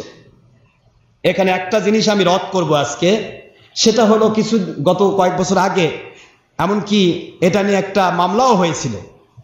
এক হিন্দু প্রচার করেছিল যে ইসমাইল আলাইহিস সালাম কোরবানি নয়, কোরবানি হলো ইসহাক আলাইহিস সালাম। এটা নিয়ে ভারতের ইয়াতেও কোর্টেও এটা নিয়ে মামলা হয়েছিল। এবং বর্তমানে ওয়াহাবি খারিজির একটা গ্রুপ তারা প্রচার করে যাচ্ছে তাদের লিখনির মাধ্যমে এবং তাদের বিভিন্ন কেতাবাদির মাধ্যমে, বিভিন্ন হিস্টোরির মাধ্যমে, ইব্রাহিম আলাইহিস সালামের নাকি ইসহাক কুরবানি হয়েছে, ইসমাইল নয়। এটা আমি আজকে রদ করব। শুনতে রাজি আছেন ইনশাআল্লাহ? কি দিয়ে রদ করব? আমার বাণী দিয়ে? কার বাণী দিয়ে? আল্লাহর কোরআনের বাণী দিয়ে। আমি আপনাদেরকে শিক্ষা দিয়েছিলাম কোরবানির পূর্ব মুহূর্ত পর্যন্ত আপনারা নখগুলি কাটবেন না, মোষ অথবা পশমগুলি কাটবেন না, এতে আল্লাহ পাক অসংখ্য কোরবানির সওয়াব দান করবেন। মিশকাত শরীফের 129 পৃষ্ঠার আয়াত শরীফ দিয়ে অসংখ্য হাদিস দিয়ে আমি আপনাদের বলেছিলাম যে কোরবানির চাঁদ ওঠার পর থেকে কোরবানি করার পূর্ব মুহূর্ত পর্যন্ত নখ চুল কি বল নাকি মোষ কাটবেন না। এটা কোরবানির পরে কমপ্লিট করে তারপরে কাটবেন। আল্লাহ পাক এটার উপর ভিত্তি করে হাজিরা যেরকম কোরবানি করে তারা হজ থেকে মুক্ত হয়ে যায়, ফ্রি হয়ে যায়, কোরবানি দিয়ে মাথার চুল কেটে, বাইয়া কেটে, নখ কেটে ফ্রি হয়ে যায়, আপনারাও এটার মাধ্যমে আমার আল্লাহ যদি দয়া করেন হাজিদের সাথে আমলের সাথে মিল করায় দিয়ে আপনাদেরকে হজের সওয়াবও দিতে পারেন, কোরবানির সওয়াবও দিতে পারেন। আর গরিবদের জন্য তো এটা একবারে স্পেশাল। আলাদা হাদিস, আবু দাউদ শরীফের হাদিস, যে গরিবরা যদি কোরবানি দিতে না পারে, তারা যদি এই কোরবানির চাঁদ থেকে শুরু করে, এটা আমি বলেছি তবুও আপনাদের মাসলা দিচ্ছি, যে চাঁদ থেকে শুরু করে কোরবানি করা পর্যন্ত যদি তারা হাত নখ এবং চুলগুলি বা যেগুলো না কাটে, তাহলে ওই দিন যদি তারা কাটে সময় মাফিক, তাহলে তাদেরকে আল্লাহ পাক অসংখ্য কোরবানি করার সওয়াব দান করবেন। এখন আমরা যে কথাগুলি আপনাদের বলি, সে কথাগুলি যে কোরআন সুন্নাহ হাদিস সম্মত, এগুলো কিন্তু আমি আপনাদের গত জুমা, আগের জুমা আমি বুখারী, মুসলিম, তারপরে তিরমিজি, ইবনে মাজাহ, মুশকাত, মূল কেতাব, ভলিউম কেতাব নিয়ে এসে দেখাইছি না আপনাদের? দেখাইছি। এরপরেও কিন্তু ফিতনা থেকেই যায়। আজকের ফিতনা যেহেতু কোরআনেই সমাধান আছে, এই জন্য আজকে আমি হাদিসের কেতাব নিয়ে আসি নাই। কথা কি বুঝতে পারতেছেন? যেটার সমাধান ডাইরেক্ট কোরআনে আছে, সেটার সমাধানের জন্য আর হাদিসের দরকার নেই। প্রথমে দলিল কোরআন, তারপরে দলিল হাদিস, তারপরে কোরআন হাদিসে যদি ডাইরেক্ট আমাদের মেধাতে না পাওয়া যায়, কোরআন সুন্নাহ সম্মতভাবে ইজমা ও কিয়াস। কথা কি বোঝা গেছে? তো এখন আমরা যেহেতু কোরআনেই ডাইরেক্ট এই ফিতনার ফায়সালা পাচ্ছি, তাহলে আর হাদিসের প্রয়োজন। তারপরেও হাদিস শরীফ আছে, সহিহ হাদিস আছে, নবীজি বলেছেন আনা ওয়ালাদুন জাবিহুল্লাহ, আমি জাবিহুল্লাহ হযরতে ইসমাঈল আলাইহিস সালামের সন্তান। ইসমাঈল ইসলামকে জাবিহুল্লাহ বলা হয়েছে। ইসমাঈল ইসলামের একটা লকবই হচ্ছে ইসমাঈল জাবিহুল্লাহ আলাইহিস সালাম। যে ইসমাঈল আলাইহিস সালামকে জবেহ করা হয়েছে, তিনি হলেন আল্লাহর কুদরতের কাছে কবুলকৃত একজন বান্দা। জোরে কোন সুবহানাল্লাহ। হুজুর বলেছেন, আমি দুইজন কোরবানিকৃত আব্বার মধ্য দিয়ে পৃথিবীতে এসেছি। এই দুজনের মধ্যে একজন ইসমাঈল আলাইহিস সালাম, আরেকজন হযরতে আব্দুল্লাহ আলাইহিস সালাম। আব্দুল্লাহ আলাইহিস সালামকেও কিন্তু কোরবানির মধ্য দিয়ে আসতে হয়েছে। এটা বহুত ঘটনা আছে। 100টা উট তার নামে কোরবানি করা হয়েছে। তারপরে আব্দুল্লাহ আলাইহিস সালামকে আল্লাহ পাক কবুল করেছেন। সুবহানাল্লাহ পড়বেন না? এখন যারা বলতেছেন নবীর পিতামাতা জাহান্নামী হবে, এ সুনুন মুন্সির গোষ্ঠী, ওহাবি খারেজির গোষ্ঠী, আপনাদের পায়ে হাত দিয়ে বলবো, নবীর পিতামাতা জাহান্নামী হবে। কারণ নবীর পিতামাতা তারা মুসলমান ছিল না, বেঈমান ছিল। মুসলমান কি মোহাম্মদ থেকেই শুরু হয়েছে, না মুসলমান ইব্রাহিম থেকে শুরু হয়েছে? তাহলে ইব্রাহিমেরও আগে নবীর আব্বা আম্মা।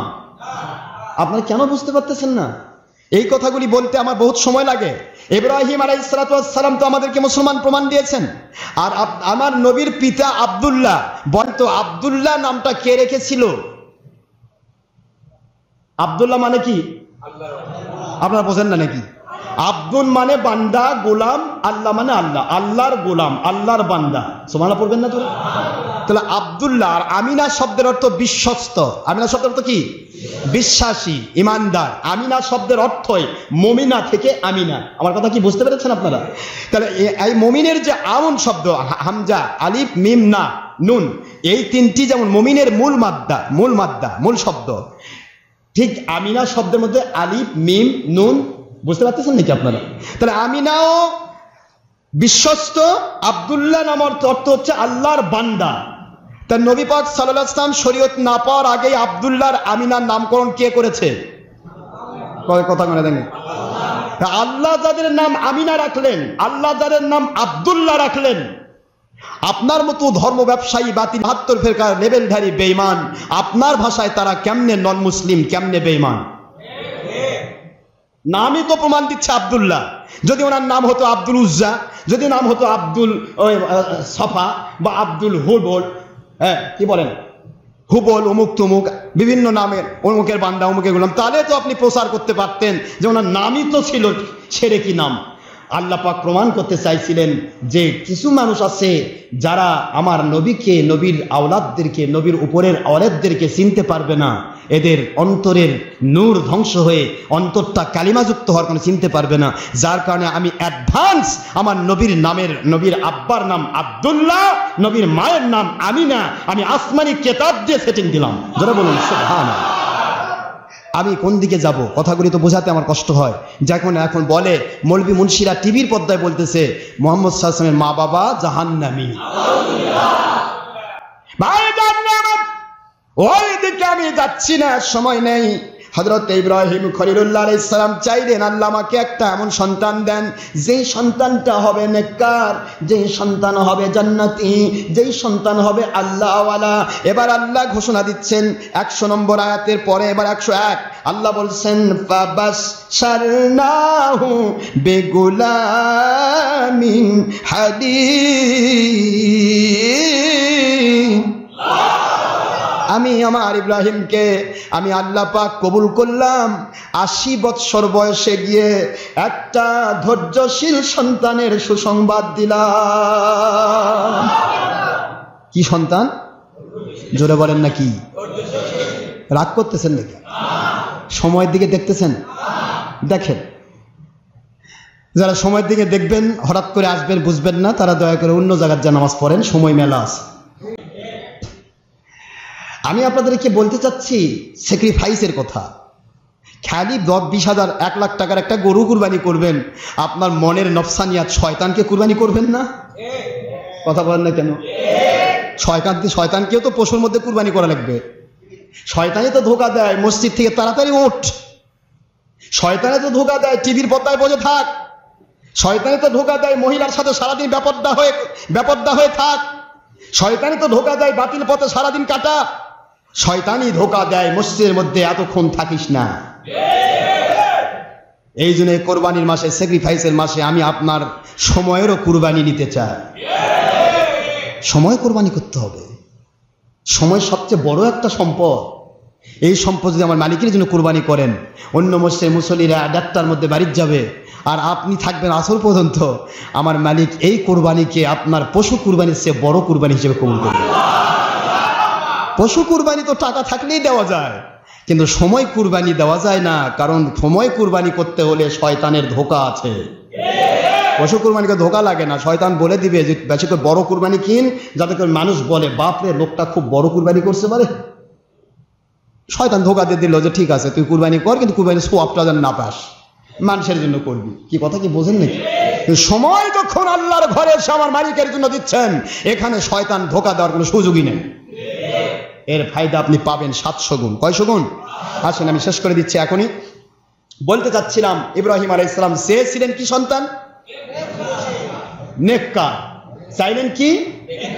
আল্লাহ সুসংবাদ দিচ্ছেন কিসের? চাইলেন নেককার, আল্লাহ সুসংবাদ দিচ্ছেন ধৈর্যশীলের। মালিক বোঝাতে চাচ্ছেন নেককার সন্তান চাইছেন আপনি, আপনাকে নেককার সন্তান দেওয়ার জন্য যে পরিমাণ সন্তানের ধৈর্যের দরকার, সেই ধৈর্যশীল সন্তান দান করব। একটা মানুষ যদি মসজিদে গিয়ে 5 ঘন্টা সময় দিতে চায়, ধৈর্যের দরকার আছে না নাই? ধৈর্য আগে না ইবাদত আগে? আপনি নামাজের মধ্যে দাঁড়িয়ে থাকবেন, আল্লাহর সন্তুষ্টির জন্য নামাজে দাঁড়িয়ে থাকবেন, এই দাঁড়িয়ে থাকাটা আগে না ধৈর্য আগে? আপনার মনে তো ঠিকবে না, আরে এত সময় খালি ছিটবিট করে ভিতরে। এই যে ধৈর্য, আমার আল্লাহ বলতেছেন নেক কাজ, যে কোনো নেক কাজ করতে হলে সেখানে ধৈর্যের প্রয়োজন। আল্লাহর জন্য সময় ব্যয় করবে, ধৈর্যের দরকার। আল্লাহর জন্য জীবন দিবে, ধৈর্যের দরকার। আল্লাহর জন্য অর্থ দিবে, ধৈর্যের দরকার। মন মানবে না, এত টাকা আমি আল্লাহর রাস্তায় দিচ্ছি, ব্যাংকে যদি রাখতাম প্রতি মাসে 1000 টাকা লাখে আমার কাছে আসতো, সুদ খাইতাম আর জাহান্নামী হয়ে মরতাম। কি কোন আপনারা? শয়তান ধোকা দিবে, লাখে 1 লাখ টাকায় 1000 পাইতাম। কে ধোকা দিবে?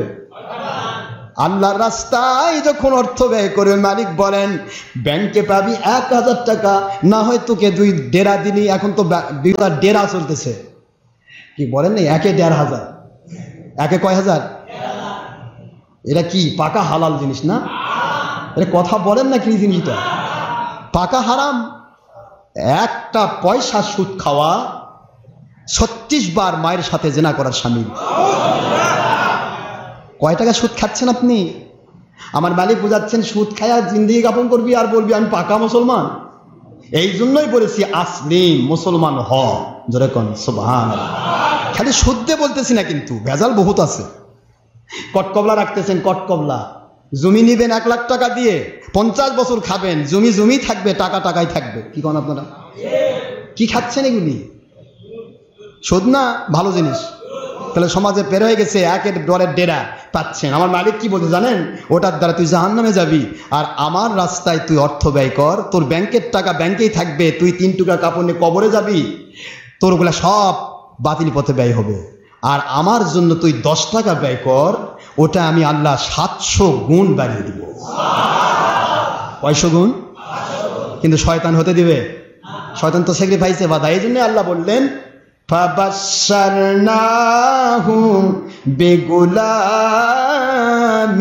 হালিম, আমি তাকে সুসংবাদ দান করলাম, একটা ধৈর্যশীল সন্তানের সুসংবাদ দান করলাম। কেমন ধৈর্যশীল? কেমন ধৈর্যশীল? আল্লাহর জন্য যদি জীবন দিতে হয় প্রস্তুত থাকবে, তাকে শয়তান বাধা দিয়ে পার পাবে না। সুবহানাল্লাহ বলেন। আল্লাহর জন্য অর্থ ব্যয় করতে হলে প্রস্তুত থাকতে, আল্লাহর জন্য সময় ব্যয় করতে হলে প্রস্তুত থাকবে, আল্লাহর জন্য যদি জীবনটা দিয়ে দিতে হয় প্রস্তুত থাকবে। এই সমস্ত ধৈর্য যার ভিতরে থাকবে, সেই ধৈর্যশীল ইসমাঈল আলাইহিস সালামকে আমি আল্লাহ দান করার ওয়াদা, সুসংবাদ আমি ইব্রাহিম খলিলুল্লাহর কাছে 80 বৎসর বয়সে পেশ করলাম। কয় বৎসর? আপনাদের 80 বছর বয়সে সন্তান হয় এখন? বউ তো বুড়া হয়ে গেছে। মহিলাদের তো 45 বছর পরে সন্তান হওয়ার সুযোগ আর থাকে না। 40 বছরে অনেক মহিলা অ্যাডমিনিস্ট্রেশন অফ হয়ে যায়, অতিরিক্ত হলে 45, না হয় 50 পর্যন্ত সে গেল। 50-এর ঊর্ধ্বে আর একটা মহিলা সন্তান দেওয়ার ক্ষমতা নেই, অর্থাৎ তার জরায়ু ফাংশনটা স্টপ হয়ে যায়। সন্তান প্রজন্মের যে ক্ষমতাটা, এটা কি হয়? বন্ধ হয়ে যায়। তাহলে 50 বছর কোথায়, 80 বছর কোথায়? কে দিল? আরে কথা মানে কে দিয়েছেন?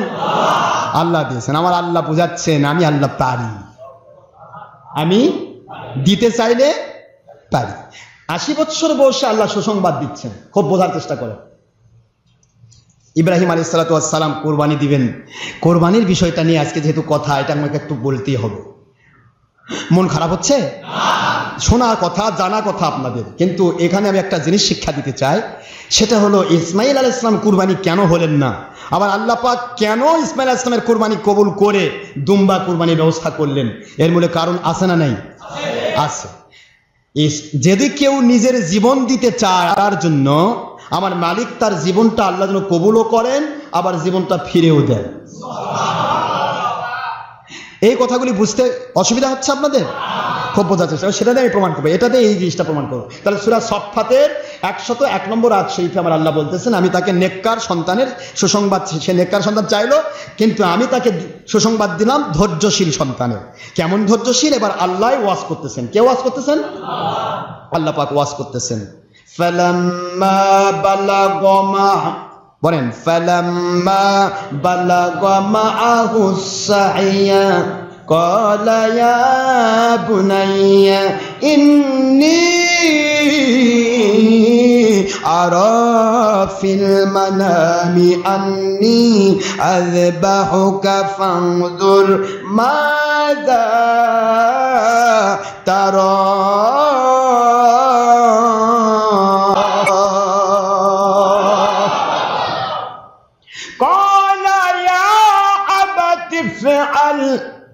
সুবহানাল্লাহ বলেন। ক্বালা ইয়া আবাতি ফাআল মা তু'মার সাতাজিদুনি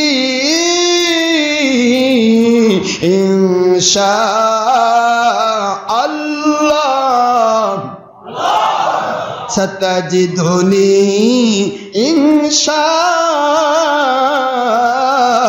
ইনশাআল্লাহু মিনাস সাবিরিন।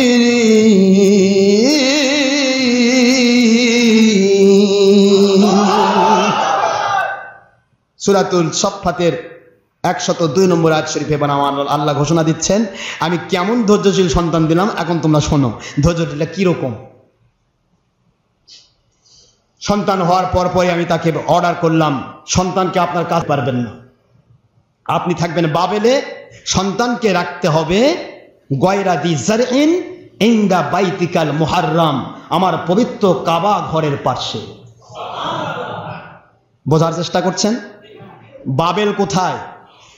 সেই ইরাক, কথা বুঝতেছেন নাকি? ইরাকের বাবেল, সেখান থেকে রেখে যেতে হবে কোথায়?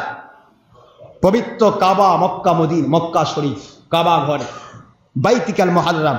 রব্বি ইন্নী আসকানতু যুররিয়াতি, এটা আল্লাহর কোরআন বলতেছে, আমি বলতেছি না। কিন্তু ইব্রাহিম আলাইহিস সালাতু ওয়াস সালাম ঘোষণা দেন, আয় আল্লাহ, আমার রব, ইন্নী আসকানতু মিন যুররিয়াতি গায়রাতি যারইন ইনদা বাইতিকাল মুহাররাম, আয় আমার মালিক, আমি এমন এক এলাকায় আমার সন্তানকে রেখে যাচ্ছি, নবজাতককে, একমাত্র অসহায় মার মাধ্যমে রেখে যাচ্ছি, যে এলাকার মধ্যে কোনো শস্য নাই, গয়রা দি জারইন, যেখানে শস্য শ্যামলিমা হয় না, যেখানে ফসল ফলে না, যেখানে কোনো বৃষ্টি নাই, পানি নাই, পাথর আর পাথর, নুড়ি আর নুড়ি, যেখানে কোনো রকমের শস্য শ্যামলিমা জন্মায় না, পানি বলে কোনো জিনিস নাই, এমন এক নিঃস্ব এলাকার মধ্যে আমি আমার সন্তানকে রেখে যাচ্ছি। আল্লাহ, আপনি দয়ার সাগর, আপনি কি করবেন? আপনি মালিক। সুবহানাল্লাহ। অন্ধের জ্যোষ্ঠী 80 বৎসর বয়সে একটা সন্তান যখন একটা মানুষ পায়, তখন এই সন্তানকে সে কত ভালোবাসে তা কি বুঝতে পেরেছেন? বোঝেননি? একটা বাবা মা থেকে সন্তান যদি 20 বছর যদি বাইরে থাকে, ওই সন্তানের জন্য বাবা মা কি হয়ে যায়? পাগলের মতো হয়ে যায়। তাই হয় না ভাইজান? তো ইব্রাহিম আলাইহিস সালামের সন্তানই না, একটা সন্তান, তাও আবার 80 বৎসর বয়সে গিয়ে দিলেন আল্লাহ। এখন দিলেন তো দিলেন, আপনাকে আমাকে শেখানোর জন্য আল্লাহ বলতেছেন, আপনি তো মুসলমান, ধৈর্য ধরবেন। আমি তো বলেছি আপনি আসলিম, আর আপনিও বলেছেন আসলামতু লিরাব্বিল আলামিন, আমি আমার মালিকের কাছে আমি নিজেকে ন্যস্ত করেছি। তাহলে কেমন ন্যস্ত করেছেন আপনি? কিরকম ন্যস্ত করে খাঁটি মুসলমান হওয়া যায়, এই শিক্ষা দেওয়ার জন্যই আমি আপনার মাধ্যমে এই ঘটনাগুলি ঘটাচ্ছি। সবার মাধ্যমে তো আমি ঘটনা ঘটাই না, যেরকম সুবহানাল্লাহ, শিক্ষা নেওয়ার জন্য।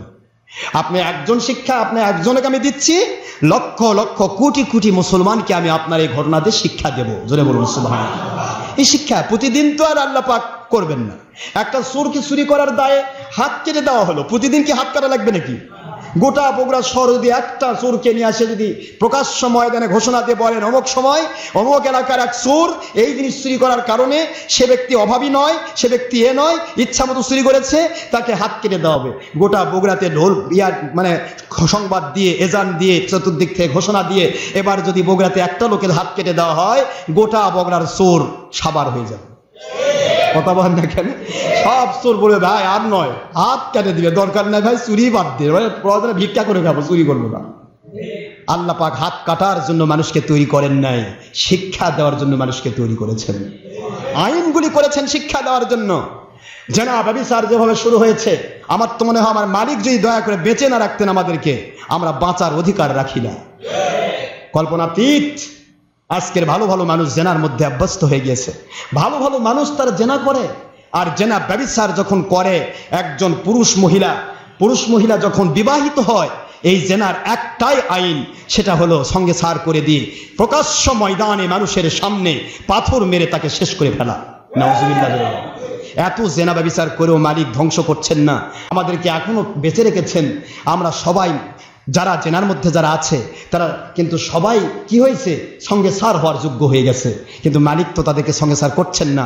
আল্লাহর কোরআনের আইন দিয়ে মানুষকে সঙ্গে সার করে মেরে ফেলার জন্য আল্লাহ আইন করেন নাই। আল্লাহ আইন করেছেন, একজন ব্যক্তি জেনাকারকে যদি প্রকাশ্য ময়দানে সঙ্গে সার করে দেওয়া হয়, পাথর মেরে নিক্ষেপ করে শেষ করে দেওয়া হয়, পুরা এলাকার মানুষের সবক হবে, একজনও জেনার দিকে দৌড়াবে না।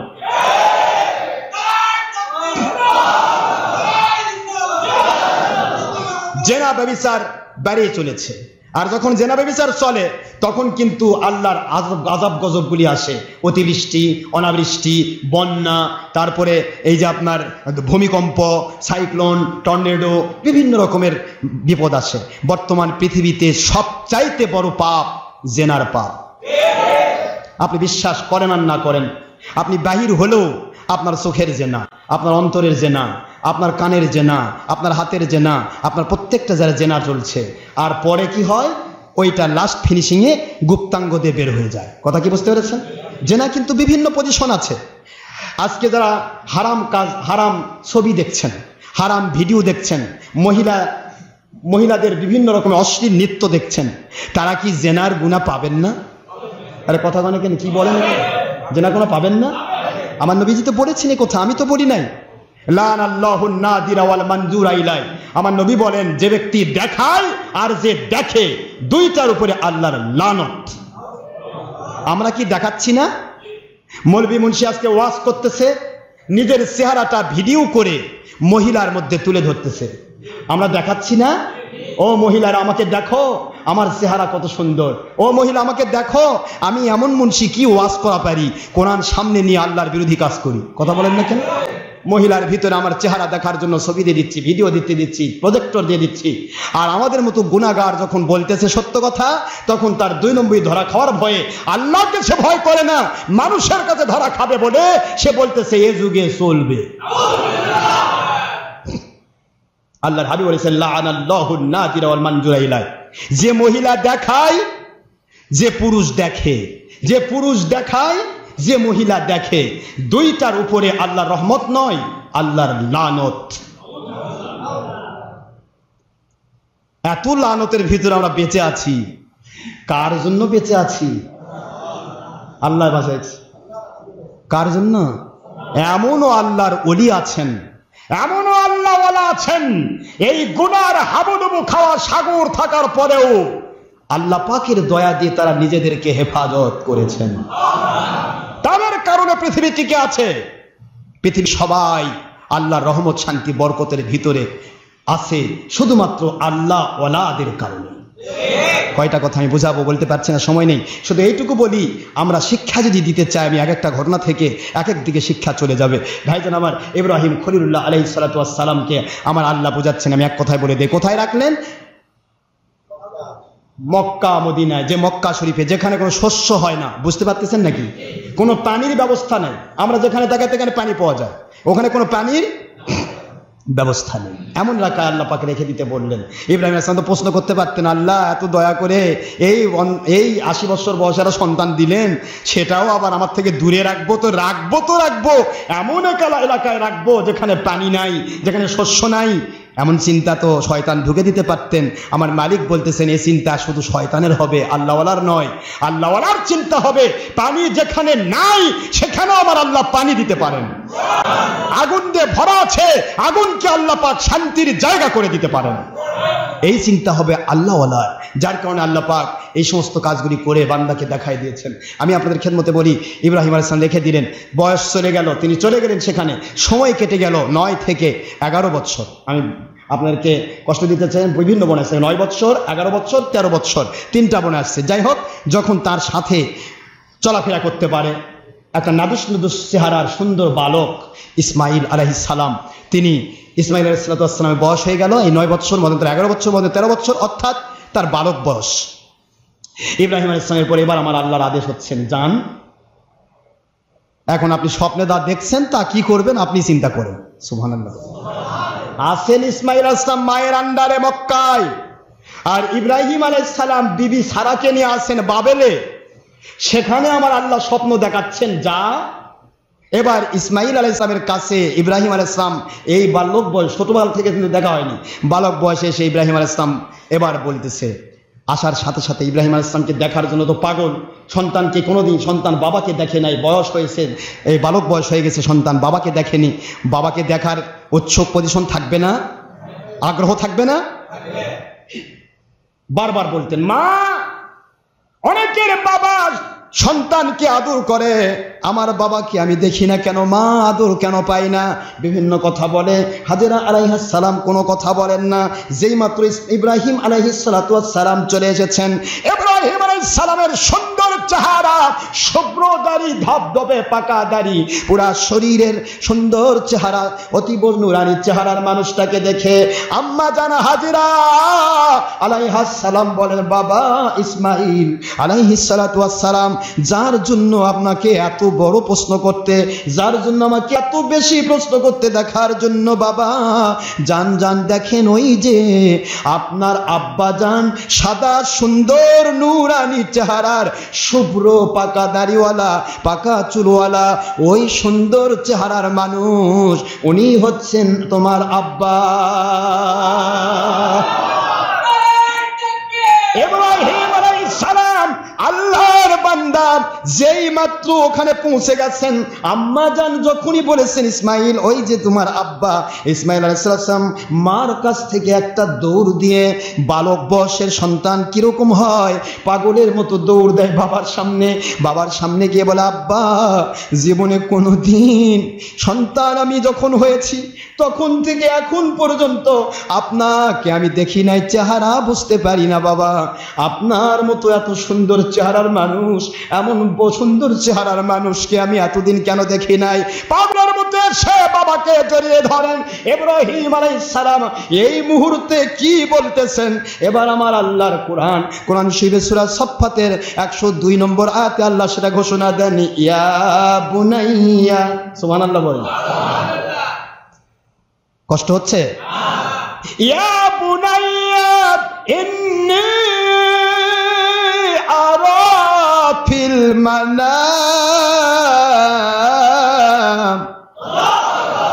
বাবা ইসমাইল এতদিন পর এসেছি, আদর করার জন্য আসি নাই। আমি আজকে রাত্রে স্বপ্নে দেখেছি বাবা, ইন্নি নিশ্চয় আমি আরো দেখেছি, ফিল মানাম স্বপ্নের ভিতরে, আন্নি আযবাহুকা আমি আমার আল্লাহর সন্তুষ্টির জন্য আপনাকে কুরবানি করে দিচ্ছি। আল্লাহু আকবার। কোন সময় কি কথা? আদর করার টাইমে বাবা ঘোষণা দিচ্ছে, আদর না বাবা, আমি আদর করতে আসিনি, আমার মনটা চায় আদর করতে, কিন্তু আমি মালিকের কাছে নিজেকে সুপর্দ করেছি, মালিক যা আদেশ করবেন আমি তা করতে বাধ্য। এমনি আরা ফিল মানাম, স্বপ্নের মধ্যে দেখলাম আপনাকে আমি জবাহ করতেছি, কুরবানি করতেছি। ফানজুর মাদা তারা,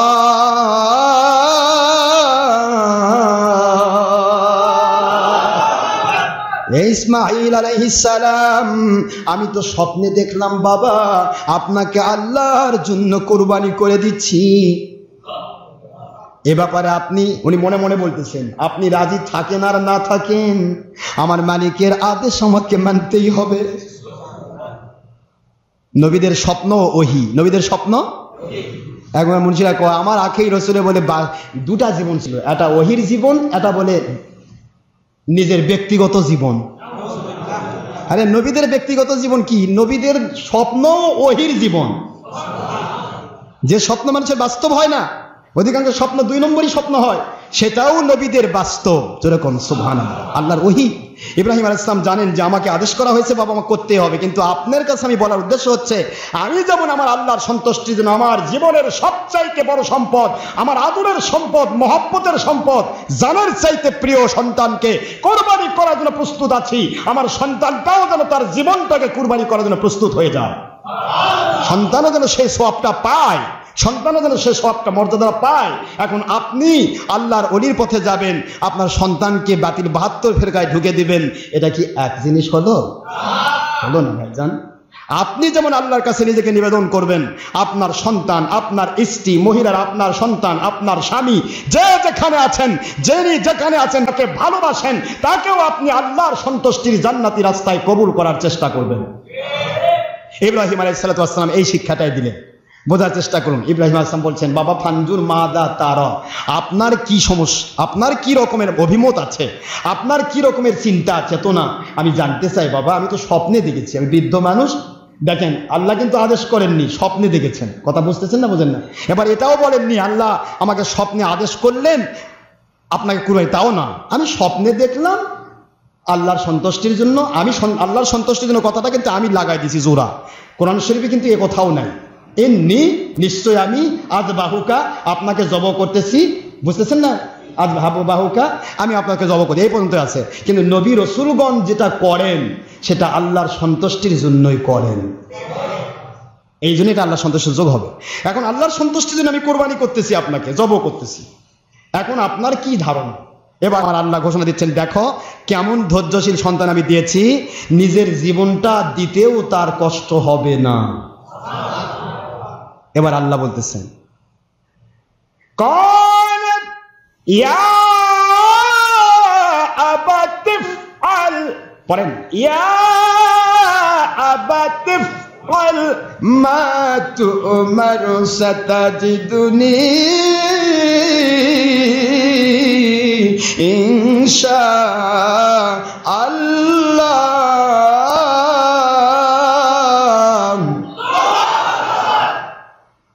ও আমার আব্বাজান, ছোট্ট মাসুম বলতেছে, আয় আমার আব্বা, আমার আম্মার মাধ্যমে আমি শুনেছি আপনি সাধারণ মানুষ না, আপনি হলেন আমার আল্লাহ পাকের পয়গম্বর, আপনি আল্লাহর নবী।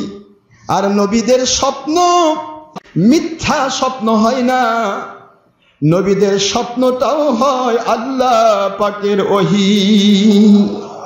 আয় আমার বাবা, এই মুহূর্তে আমি ইসমাইল আপনাকে জন্ম থেকে পর্যন্ত কেবল নতুন দেখতেছি। আমাদের মতো সন্তান হলে বলতাম জীবনে আপনাকে দেখিনি, না দেখায় ভালো ছিল। আপনি এখন এসেছেন আমাকে জব করার জন্য, আপনি বিদায় হয়ে যান, বিভিন্ন কথা বলতে পারতাম। ইসমাইল আলাইহিস সালাম বলতেছেন, আব্বাজান, ইয়া আবাতি, আমার বাবা, ইফআল, আপনি করেন, মা তুমার, যা আপনাকে আদেশ করা হয়েছে।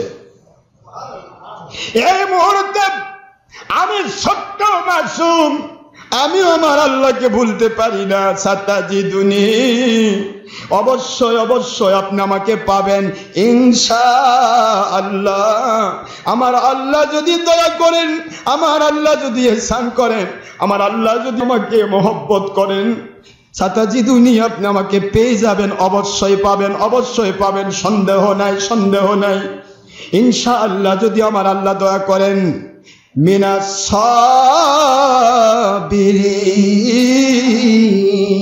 সাবিরিন।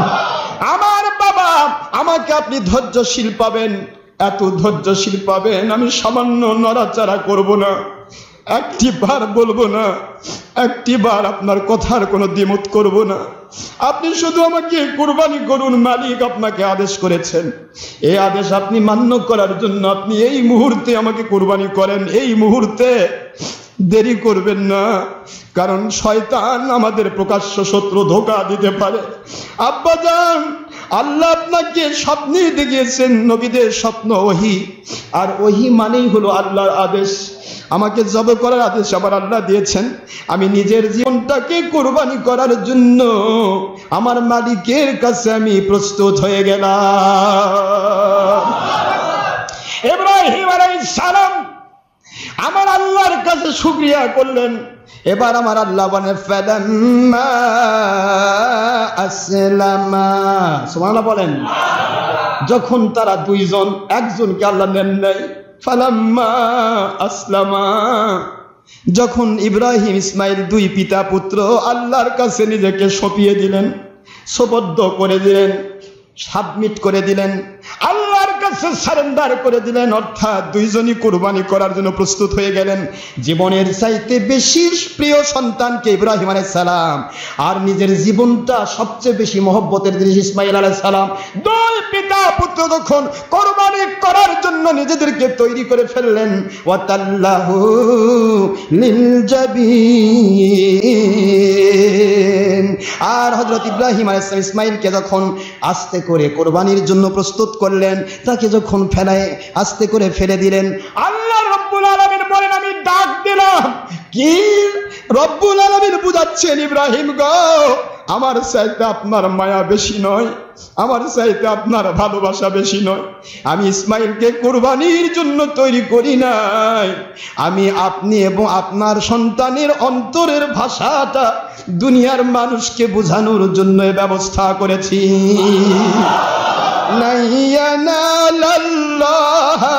লুহুমুহা ওয়ালা দিমাউহা ওয়ালাকিন ইয়ানালুহু তাকওয়া মিনকুম ইন্না কাযালিকা নাজজিল মুহসিনিন। আল্লাহ বলেন কোরআন শরীফের সূরাতুস সাফফাতের 103 নম্বর আয়াত, আল্লাহ বললেন তারা যখন প্রস্তুত হয়ে গেল, আমার কাছে সারেন্ডার করলেন। 4 নম্বর আয়াতে বলেন, আমি ডাক দিলাম। যখন তারা নিজেরা প্রস্তুত হয়ে গেল, আমি এবার ডাক দিচ্ছি, আয় আমার ইব্রাহিম, ওয়া নাদাইনাহু আইয়া ইব্রাহিম। আর আমার ইব্রাহিম আলাইহিস সালাম আদেশ করে নাই স্বপ্নটাকে আপনি বাস্তবায়ন করতেছেন, এইটা আমি আল্লাহ এতদূর কবুল করলাম। কদ সাদ্দাক্তার রুইয়া, স্বপ্নকে আপনি বাস্তবে রূপ দিয়েছেন। কদ সাদ্দাক্তার রুইয়া ইন্না কাযালিকা নাজিজিল মুহসিনিন। ও আমার ইব্রাহিম আলাইহিস সালাম, আপনি নিজের স্বপ্নকে বাস্তবায়ন করতে গিয়ে আপনি কুরবানির জন্য সন্তানকে প্রস্তুত করে ফেলেছেন। আমি আল্লাহ রাব্বুল আলামিন আপনার কাছে এটা পরীক্ষামূলকভাবে পেশ করলাম। কি পরীক্ষা? ইন্না হাদা লাহুয়াল বালাউল মুবিন। আমি আল্লাহ তাদেরকে পরীক্ষা করলাম, কি করে তারা আমি দেখতে চাই, মানুষকে দেখাতে চাই। এরপরে আল্লাহ বলেন, খুব বোঝার চেষ্টা করেন, আল্লাহ বলতেছেন কি করলাম আমি, কুরবানি কিভাবে কবুল করলাম। ওয়া ফাদাইনাহু বিযিবহিন আযীম।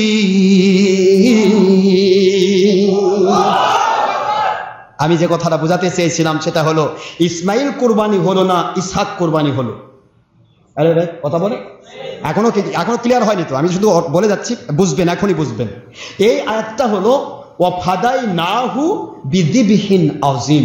এই আয়াতটা, আয়াত শরীফ হচ্ছে কোরআন শরীফের সূরাতুস সাফফাতের 107 নম্বর আয়াত। কত নম্বর আয়াত ভাইজান? শুরু করেছেন কোরবানির ঘটনা 100 নম্বর আয়াত থেকে। বোঝেন কোথায় শুরু করেছেন? 100 থেকে 107 পর্যন্ত আয়াত কমপ্লিট করলেন। ফাদাইনাহু বিযিবহিন আযীম। আমি আল্লাহ ইব্রাহিম ইসমাইল দুইজনের কোরবানি কবুল করলাম। ইব্রাহিমকে তার জীবনের চাইতে প্রিয় সন্তানকে ফিরিয়ে দিলাম, আর ইসমাইলকে তার জীবনটাকে আমি আল্লাহ ফিরিয়ে দিলাম।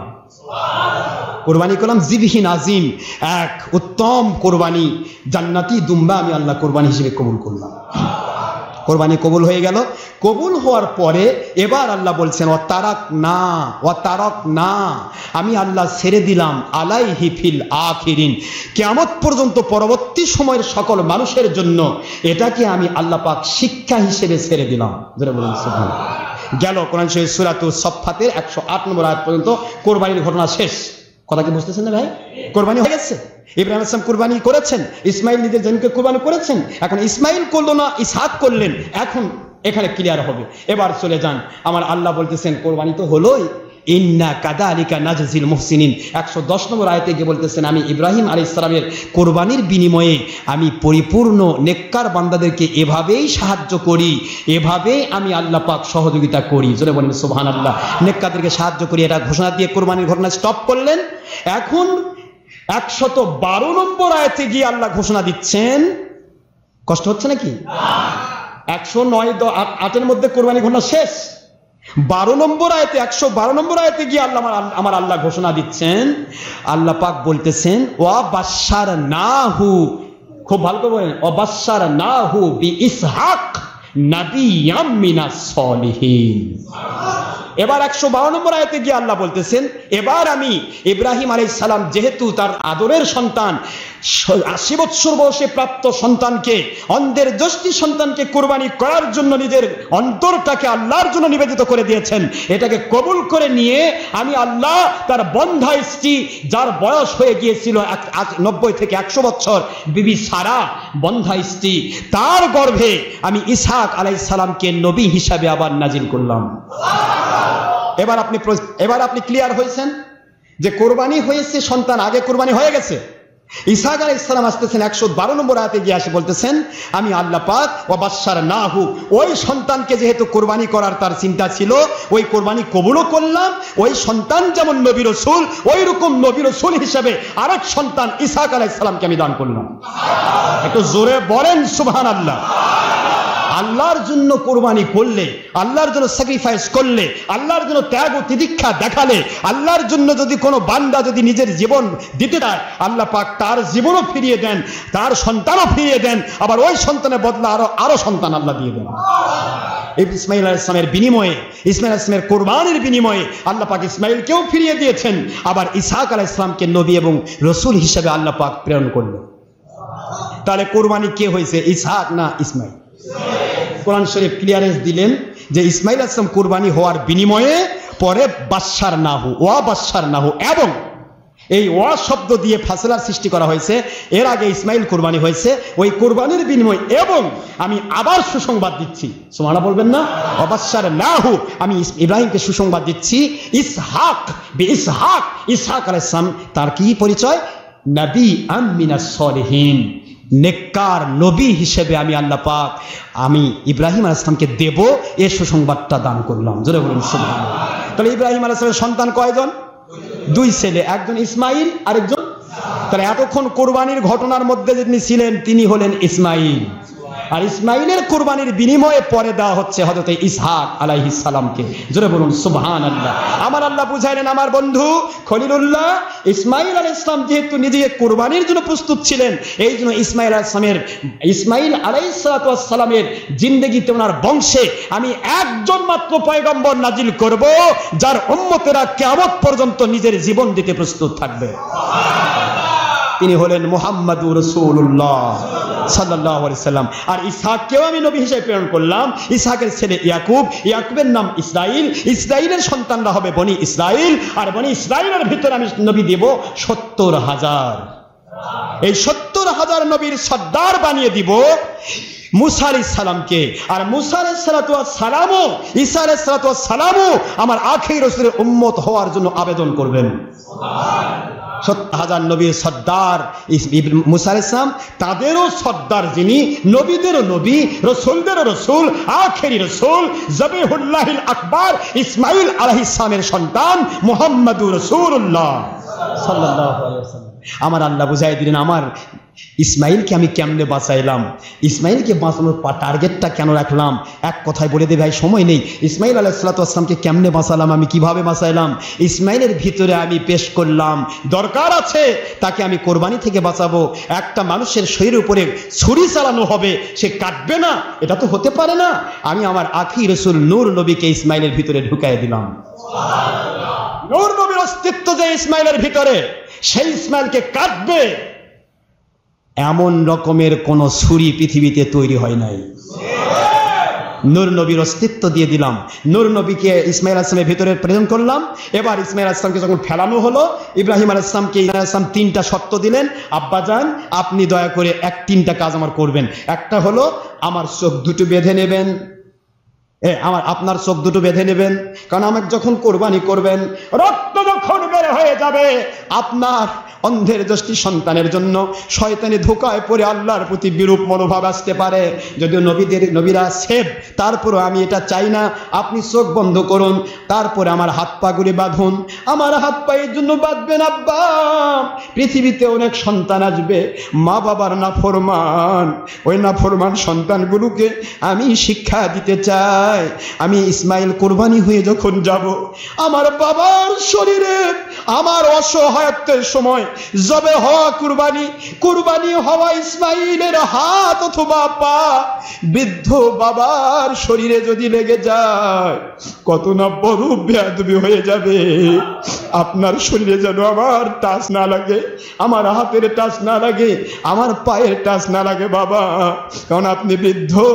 আপনার শরীরে আমার অসহায়ত্বের সময় যখন জব হয়ে যাব, ওই সময় তো আমার কোনো রকমের ব্রেন থাকবে না, বুদ্ধি থাকবে না, ভালো মন্দ বিচার করার সুযোগ থাকবে না। আপনার শরীরে টাচ লেগে যায় বাবা, বড় বেয়াদবি হয়ে যাবে। এই জন্য আমার হাতগুলি বাঁধবেন, পা গুলি বাঁধবেন। আর 3 নম্বর শর্ত, আমার দক্ষিণে মা দীর্ঘ এই 10-11 বছর বালক বয়সটা পুরাটা আমার মা আমাকে পালন করেছেন। মা আমাকে দেখলেন না, আমি যে কোরবানিতে এসেছি মা তো দেখতে পেলেন না। আমার রক্তমাখা জামাটা আমার মায়ের কাছে হাদিয়া দিয়ে বলবেন, ও হাজেরা তোমার সন্তান আল্লাহর জন্য নিজেকে কোরবানি করেছে, আল্লাহর জান্নাতে সন্তানের সাথে দেখা হবে। 3টি শর্ত দিয়ে দিলেন আম্মা জানের কাছে, হাজেরার কাছে। গেছে, মিস্টার ইবলিস চলে গেল। হাজেরাকে বলল তোমার সন্তানকে কুরবানি দিতে চায়। হাজেরা বলে, রে ইবলিস তুই কি বুঝতে পারিস না যে এলাকার মধ্যে পানি ছিল না, যে এলাকার ভিতরে শস্য ছিল না, আমার আল্লাহ এখানে আমাকে রেখে দিয়া ইসমাইল আলাইহিস সালামের পায়ের তল থেকে পুরা আরব রাজ্যের সারা পৃথিবীর সকল লোকের মহা ঔষধ এই জমজম কূপের ব্যবস্থা আমার আল্লাহ করে দিয়েছেন। পুরা এলাকা খেজুরের বাগান তৈরি করে দিয়েছেন, মানুষজনের আবাস ভূমি বানায় দিয়েছেন। ওই মালিক যদি ইসমাইলকে কুরবানি করার আদেশ আমি হাজেরার উপরেও দিত, রে ইবলিস আমি আমার ইব্রাহিম খলিলুল্লাহকে বাবেল থেকে আসার জন্য আদেশ করতাম না। আমার আল্লাহকে খুশি করার জন্য আমার সন্তান ইসমাইলকে আমি নিজের হাতে কুরবানি করতে প্রস্তুত ছিলাম। আল্লাহু আকবার জোরে বলেন। ইসমাইলকে ধোঁকা দিয়েছিল। ইসমাইল বলে, রে ইবলিস আমার বাবা একজন পয়গম্বর, আমার পয়গম্বর তো আল্লাহর হুকুম ছাড়া কোনো কাজ করে না, সুতরাং তুই আমাকে ধোঁকা দিতে পারবি না। আমার আল্লাহ যদি বলতেন বাবা কেন কুরবানি করতে হবে, আমাকে যদি বলা হতো রে ইসমাইল তোমাকে তৈরি করেছি আমি আল্লাহর জন্য কুরবানি হওয়ার ক্ষেত্রে, আমি আমার আল্লাহর জন্য নিজের জীবনকে নিজেই কুরবানি করতে প্রস্তুত ছিলাম। যুবকেরা বুঝো, সমস্ত বৃদ্ধ বাবাজিরা বুঝুন, আম্মা জানেরা বুঝুন, ইব্রাহিম আলাইহিস সালামের ব্যাপারে বুঝুন। বাবাও কুরবানি করতে প্রস্তুত, মা কুরবানি করতে প্রস্তুত, ছেলে মাসুম নিজের জীবন কুরবানি করতে প্রস্তুত। এর নাম আসলামতু লিরাব্বিল